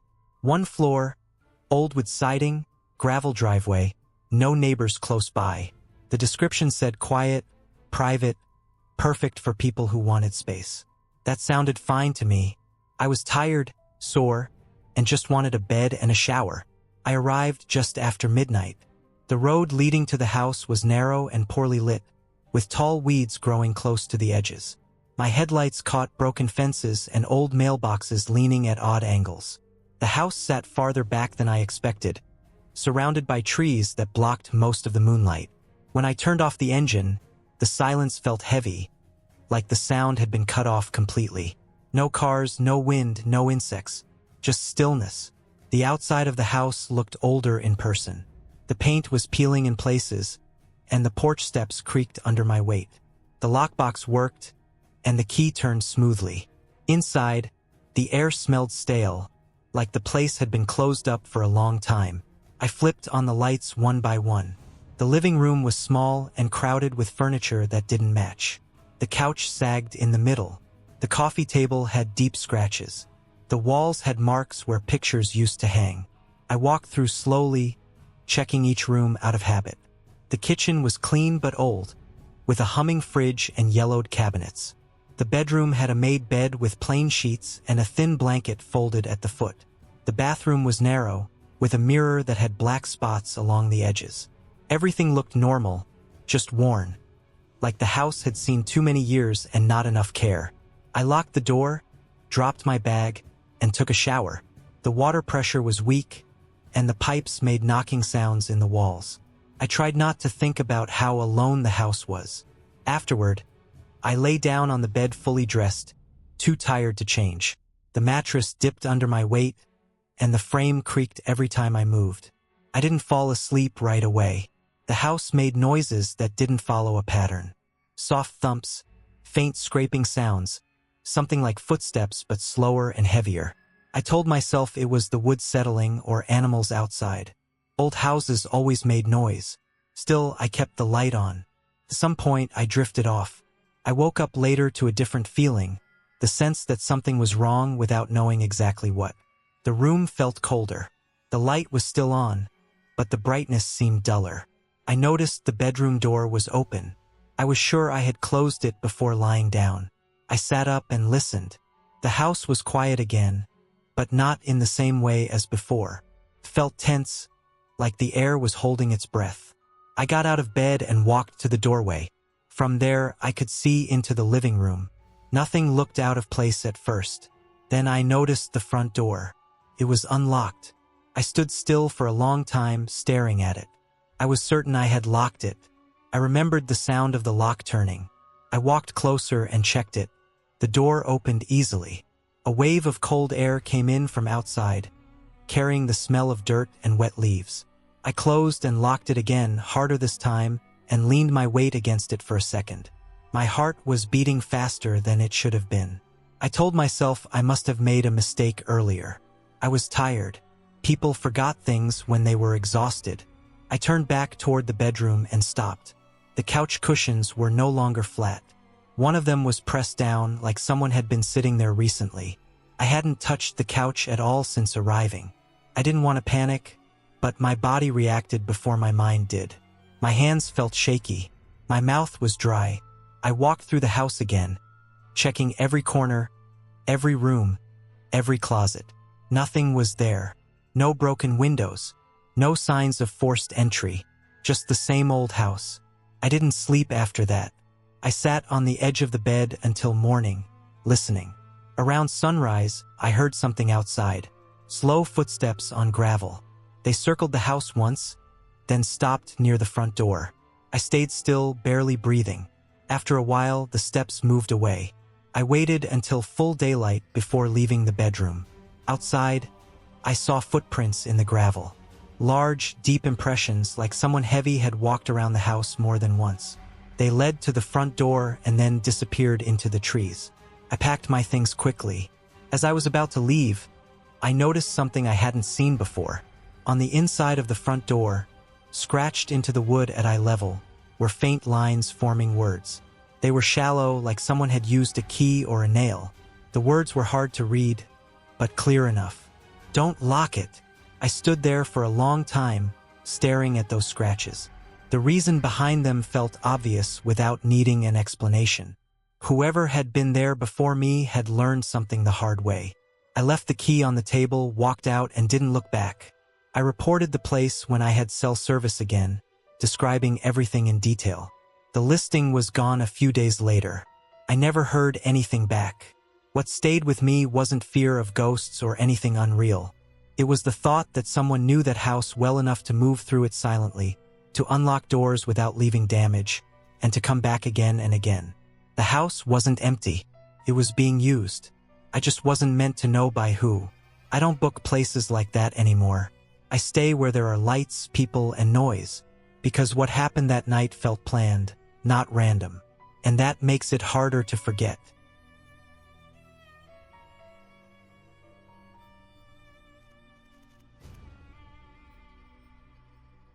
I booked the Airbnb because it was cheap and close to where I needed to be for a short work break. The photos showed a small house sitting alone on the edge of a quiet town. Nothing fancy, just white walls, a narrow driveway, and a backyard that looked a little overgrown. Felt normal, which was what I wanted. I was tired and didn't want surprises. I wanted a place to sleep, shower, and stay out of the way for a few days. I arrived in the late afternoon. The sun was already low, turning everything orange and dull. The house looked older in real life than it did in the photos. The paint was chipped around the door frame, and the steps creaked when I walked up them. I unlocked the door with the code I was given and stepped inside. The air smelled like dust and cleaning spray mixed together, the kind of smell that tells you someone cleaned fast and left. The living room was small and tight. A couch that sagged in the middle sat against one wall, and a TV was mounted too high on the opposite side. There were no personal items anywhere, no photos, no books, nothing that made it feel lived in. Just furniture placed carefully like a setup. The floor was clean, but the boards were scratched and uneven. Every step made a quiet sound. I dropped my bag by the couch and walked through the rest of the place. The kitchen was narrow, with old cabinets that didn't line up properly. Some of the handles were loose. The fridge was empty except for a bottle of water and a half-used pack of butter. The bedroom was at the back of the house. The bed was made tightly, too tightly, like no one had touched it since the last guest. The sheets smelled clean but flat, like they had been sitting in a closet for a long time. The bathroom was the last room. The light flickered when I turned it on. The mirror had small black spots around the edges where the glass was starting to break down. The shower curtain was thin and cheap. Nothing was wrong exactly, but nothing felt comfortable either. That first night, I tried to relax. I ordered food, ate on the couch, and watched TV. The house made noise as the temperature dropped outside. Pipes clicked, wood popped. I told myself it was normal because it was. Old houses always make sounds. Still, I kept noticing how quiet it was otherwise. No traffic, no neighbors, no dogs, just empty silence between the noises. When I went to bed, I checked the locks twice. I lay there staring at the ceiling, noticing a faint stain above the bed that looked like it had been painted over too many times. I eventually fell asleep, but it was light and broken. The next morning I woke up early. Sunlight came through the thin curtains, showing dust in the air. I felt stiff and tired, like I hadn't rested at all. When I went to the kitchen, I noticed something small that I was sure hadn't been there before. One of the cabinet doors under the sink was open. I remembered checking the kitchen the night before, and I remembered everything being closed. I told myself I might be wrong. I closed it and made coffee. Over the day, I left the house for work and came back in the evening. Everything looked the same when I returned, but the feeling was different. The air felt heavier, like the place had been shut up too long. I opened a window in the living room even though it was cold outside. The wind moved the curtains slightly, and the house finally felt like it was breathing. That night, I heard a sound after midnight. It wasn't loud, just a slow, steady creak coming from somewhere inside the house. Not the kind of sound that repeats quickly, but one that happens, stops, and then happens again after a long pause. I lay still and listened. It didn't sound like footsteps, but it also didn't sound like pipes or wood. It sounded like weight shifting. I didn't get out of bed. I didn't turn on the light. I stayed still until the sound stopped. When it did, the silence felt worse than the noise. I eventually fell asleep again, but I dreamed about being awake in that room, staring at the door. The next day, I noticed more small things. The bathroom light was on when I knew I had turned it off. The trash bin in the kitchen had been moved slightly, just enough that it wasn't sitting straight anymore. None of it was big enough to prove anything. Each thing could be explained away if I tried hard enough. That was the worst part. My brain kept filling in the gaps. That evening, I checked the listing again. I read the reviews carefully. Most of them were short and neutral. Clean place, easy check-in, quiet area. One review stood out because it was longer than the rest. It mentioned feeling uneasy but didn't explain why. It said the stay was fine overall but that the guest wouldn't return. That stuck with me. That night, I barely slept. Every small sound pulled me awake. I kept thinking about how easy it would be for someone to enter the house without me knowing. I thought about the locks, the windows, the quiet street. I thought about how empty the house felt, like it was meant to be used and forgotten. In the morning, I found the back door unlocked. I knew for sure I had locked it the night before. That was the moment something shifted inside me. I didn't panic. I didn't run. I just felt tired, like my body had made a decision before my mind caught up. I packed my bag slowly. I checked every room one last time. Nothing was out of place now. The house looked perfect again, like it was resetting itself. I locked the door behind me and stood on the porch for a moment. The air outside felt lighter, cleaner. I took a deep breath without meaning to. I left early and canceled the rest of the stay. I didn't accuse anyone of anything. I didn't write a dramatic review. I just said the place wasn't a good fit for me. That felt honest enough. Weeks later, I still think about that house sometimes. Not because of fear, but because of how close it felt to something real and uncomfortable. There was no single moment I could point to and say that was it. Just a slow build of small signs that added up to a clear message. I learned that feeling safe isn't about locks or clean sheets or good photos online. It's about how your body reacts when you're alone somewhere. That place never did anything obvious, but it never let me relax either. Leaving was the right ending, and I don't regret it.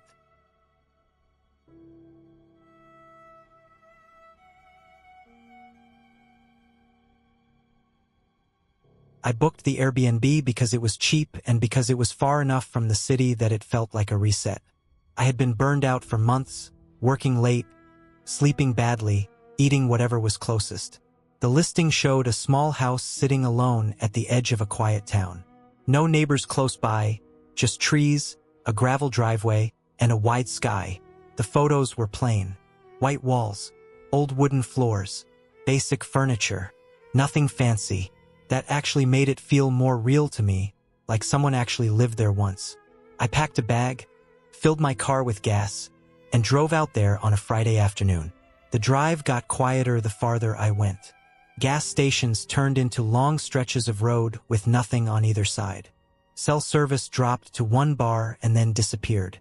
By the time I turned onto the gravel road mentioned in the listing, the sun was already low. The house appeared slowly through the trees. It was smaller than I expected. 1 floor, maybe 2 bedrooms, a small porch, and a metal roof with rust marks near the edges. It looked old but solid, like it had survived a lot of seasons. I unlocked the door using the code I was given. Inside, the air smelled like dust and old wood. Not bad, just unused. The floor creaked under my shoes. The living room had a couch that sagged in the middle, a small table, and a bookshelf with random old books that didn't seem to match each other. The kitchen was clean but basic. Scratches on the counter. A fridge that hummed louder than normal. Everything felt slightly off in the way empty places often do, but still normal enough. I walked through the rooms, checking windows and doors out of habit. Both bedrooms were plain.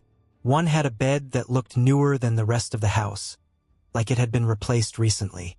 The other had an older bed frame with marks on the wood, like someone had dragged things against it over time. The bathroom mirror had faint spots that didn't come off when I wiped it. I told myself it was just age. As night came, the silence became heavier. No traffic noise, no voices, just wind moving through trees and the occasional sound of something brushing against the side of the house. I made a simple meal, ate it slowly, and tried to relax. I turned on the TV, but the signal was weak and kept cutting out. I shut it off and sat there listening to the house. Every old building makes noise, but this one seemed to shift and settle more than most. Pipes clicked. The roof popped as it cooled. Later, when I went to bed, I noticed the bedroom door didn't stay fully open or fully closed. It drifted, stopping halfway, like the frame wasn't straight. I pushed it shut and lay down. The mattress was firm, almost too firm. I stared at the ceiling, counting the faint cracks in the paint until my eyes grew heavy. I woke up sometime in the night feeling alert for no clear reason. The room was dark, but not completely.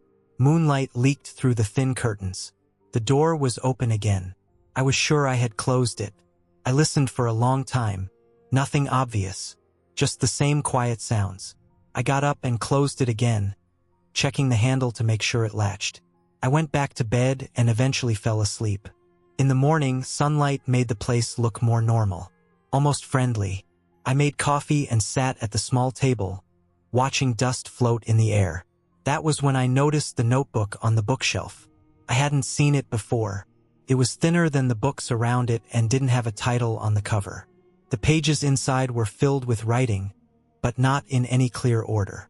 Dates jumped around. Some pages were neat, others rushed. It looked like someone had used it to track things, but I couldn't tell what. Grocery lists mixed with notes about repairs. Mentions of strange sounds, broken locks, and feeling watched, written casually, like daily observations. I told myself it was probably just an old owner journaling stress or boredom. Still, it stuck with me. I put the notebook back and went outside to clear my head. The property was bigger than I thought. Behind the house was a narrow path leading into the trees. I followed it for a bit and found old scrap metal and broken furniture dumped in a shallow ditch. It looked like it had been there for years.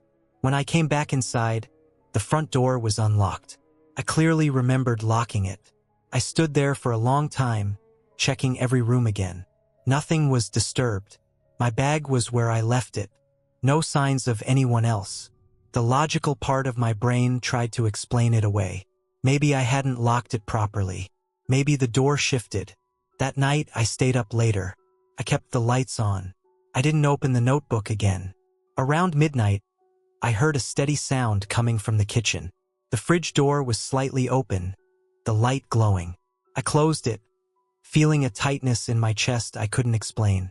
I checked the front door. Locked. The back door. Locked. Windows. All closed. I slept poorly, waking up often.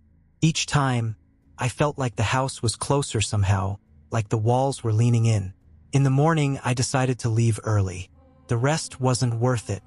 As I packed, I noticed faint muddy marks near the back door, shaped like partial footprints, smudged and uneven. They looked old, not fresh, but they hadn't been there before. I loaded my car quickly. Before driving off, I looked back at the house. From the outside, it looked completely normal. Quiet, empty, like nothing had happened at all. When I got home, I checked the Airbnb listing. It was gone. No history, no messages, nothing. I tried searching the address separately and found a short news article from years ago about a property being abandoned after repeated break-ins and reports of people entering the house without permission, even after locks were changed. No one was ever caught. Eventually, the place was sold. That was the ending for me. Nothing dramatic. No clear moment where everything made sense. Just the understanding that the house had a history of being accessed, used, and entered by people who were never seen. I didn't imagine things. I didn't experience anything impossible. I stayed in a place that wasn't as empty as it claimed to be. I learned that isolation doesn't always mean peace, and cheap stays come with costs you don't see in the listing. I never booked a place that far from people again.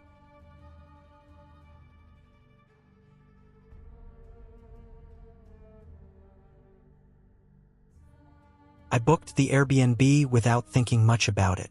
I just needed a place to stay for a few nights, somewhere cheap and quiet, somewhere I could sleep and reset my head.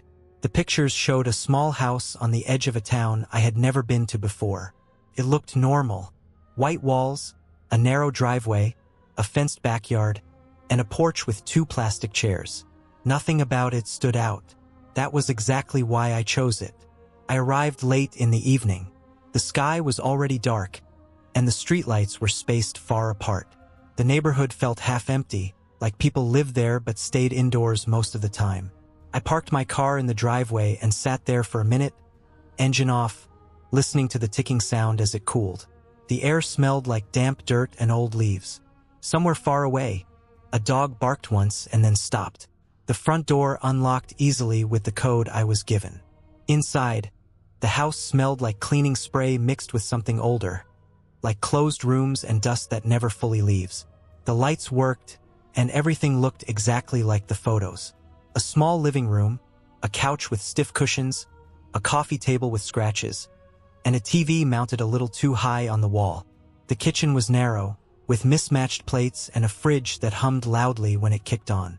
The bedroom had a low bed, white sheets, and a thin blanket folded neatly at the end. I walked through the house slowly, checking each room out of habit. The bathroom was clean but worn. The fan rattled when I turned it on.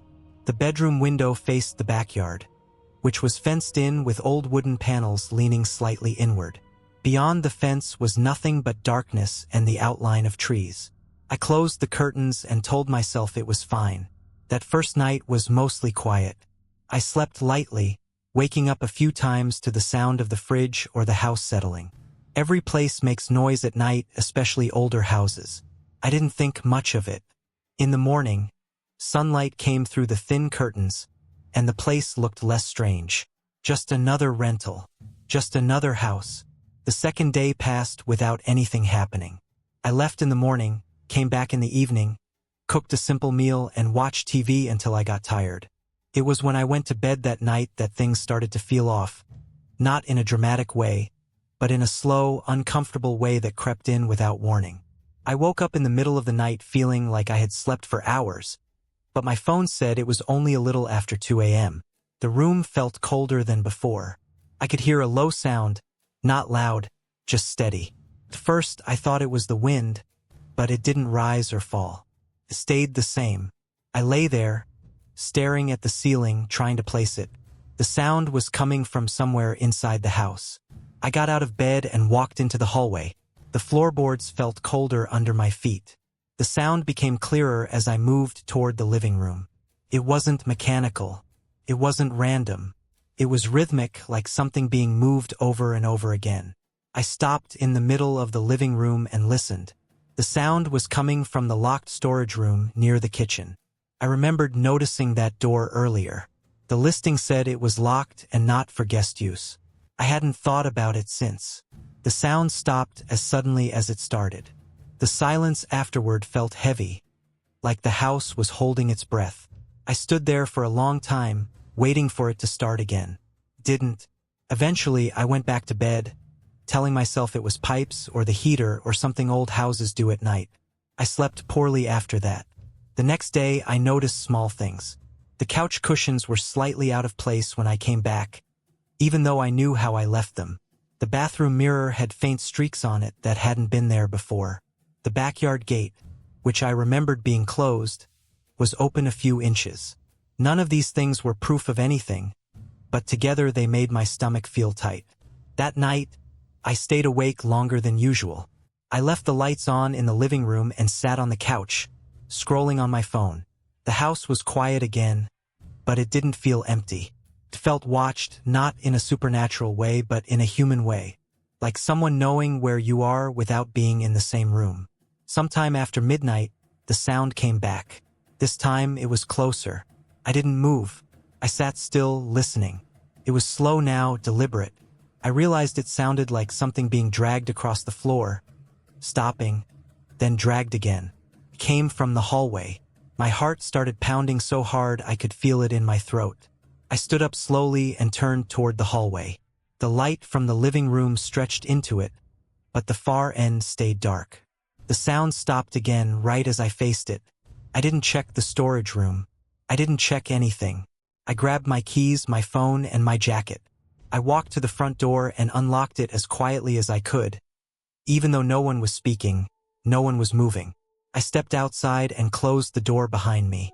I didn't sleep there again. I drove to a gas station and sat in my car until morning. When the sun came up, I went back only to grab the rest of my things. In daylight, the house looked harmless again, almost boring. I packed quickly, avoiding the hallway as much as I could.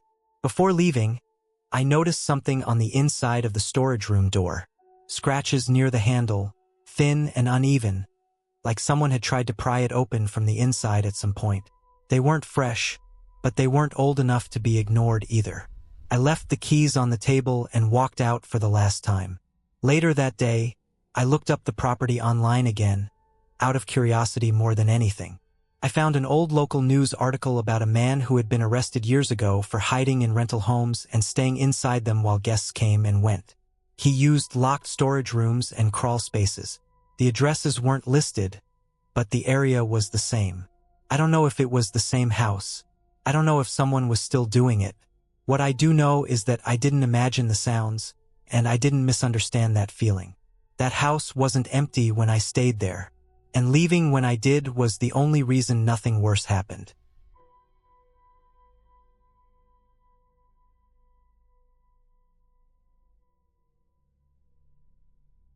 I booked the Airbnb because it was cheap and close to the edge of town, and I needed a place for a few nights where I could be alone and get some work done. The pictures showed a small house that looked old but clean. It sat by itself at the end of a dirt road, with trees on 3 sides and a wide empty field on the 4th. The description said it was quiet and private. That was enough for me. I arrived just before sunset. The road leading to the place was narrow and uneven, and my car kicked up dust that hung in the air behind me. There were no other houses nearby, no streetlights, and no sounds except the engine and the wind moving through dry grass.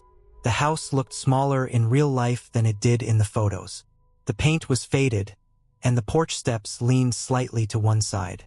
Nothing looked broken, just worn down by time. Inside, the air felt stale, like the house had been closed up for too long. I opened a few windows to let fresh air in. The furniture was basic and old-fashioned. A couch with sagging cushions, a wooden table with scratches, and a bed that creaked even when I barely touched it. I noticed the smell right away. It was not strong, but it was there, like damp wood mixed with dust. I told myself it was just an old building. As it got darker, the quiet became heavier. There were no normal city sounds. No cars, no distant voices, no music. Just wind, insects, and the occasional sound of something moving in the trees. I cooked a simple meal and ate it standing by the counter, then sat on the couch and scrolled on my phone. The signal was weak, going in and out. That made the place feel even more cut off. That night, I slept badly. The bed felt uncomfortable, and every small sound seemed louder than it should have been. The house made noises as it cooled down, soft pops and creaks in the walls. At some point, I woke up and noticed the smell again, stronger this time. It reminded me of something stored too long in a damp basement. I lay there until morning, staring at the ceiling. The next day, I explored the house more closely. I opened cabinets, checked drawers, and looked into every room. Everything seemed normal, but there were small things that felt off. The bathroom mirror had marks on it that looked like they had been wiped around many times, leaving cloudy streaks. The back door had deep scratches near the handle, as if something hard had scraped against it over and over. The windows were locked, but the locks felt loose, like they had been forced before. Outside, I walked around the property. The field behind the house was empty and flat, with dry grass and patches of dirt. Near the tree line, I noticed uneven ground, like the soil had been disturbed and settled again. I told myself it was probably animals. Still, I did not walk too close. That afternoon, I tried to focus on my work, but I kept getting distracted by the feeling that the house was not fully empty. I checked every room again, including the small storage space under the stairs. It was packed with old boxes and broken items, all covered in dust. Nothing moved. Nothing seemed alive. Still, the feeling stayed. That night, things got worse. The smell returned, heavier and harder to ignore. It was not just damp wood anymore. It had a sour, rotten edge to it. I opened windows again, but the air outside did not help much. As I lay in bed, I noticed a faint vibration, like something mechanical running far away. It came and went, not steady enough to understand. Sometime after midnight, I woke up again. The house was completely dark. The power was out. My phone showed no signal and a low battery. In the silence, I could hear a slow, dull sound coming from beneath the floor. It was not loud, but it was steady, like something being moved or dragged very slowly. I stayed in bed, holding my breath, listening. The sound stopped after a while, and the silence felt even worse than the noise. In the morning, I packed my bag without thinking too much about it. I planned to leave early, but before I did, I noticed something near the back of the house. One of the boards along the foundation looked newer than the others. The soil beneath it was dark and packed down differently. The smell was strongest there. I did not touch anything. I did not investigate further. I loaded my car and left the property, driving away faster than I had arrived. As soon as I got back into an area with service, I canceled the rest of my stay. Later, I searched public records online. It took time, but I found mentions of the property under an older address. Years ago, it had been owned by someone who was reported missing. The case was never solved. The house had changed hands a few times after that, each owner staying only a short while. I never went back. I deleted the photos I took and tried not to think about the details. The ending of that trip was clear to me. Whatever was wrong with that place did not need my attention, and staying longer would not have brought answers, only more unease. I learned that cheap and quiet sometimes come with things you cannot see right away, and leaving when your body tells you to leave can be the smartest decision you make.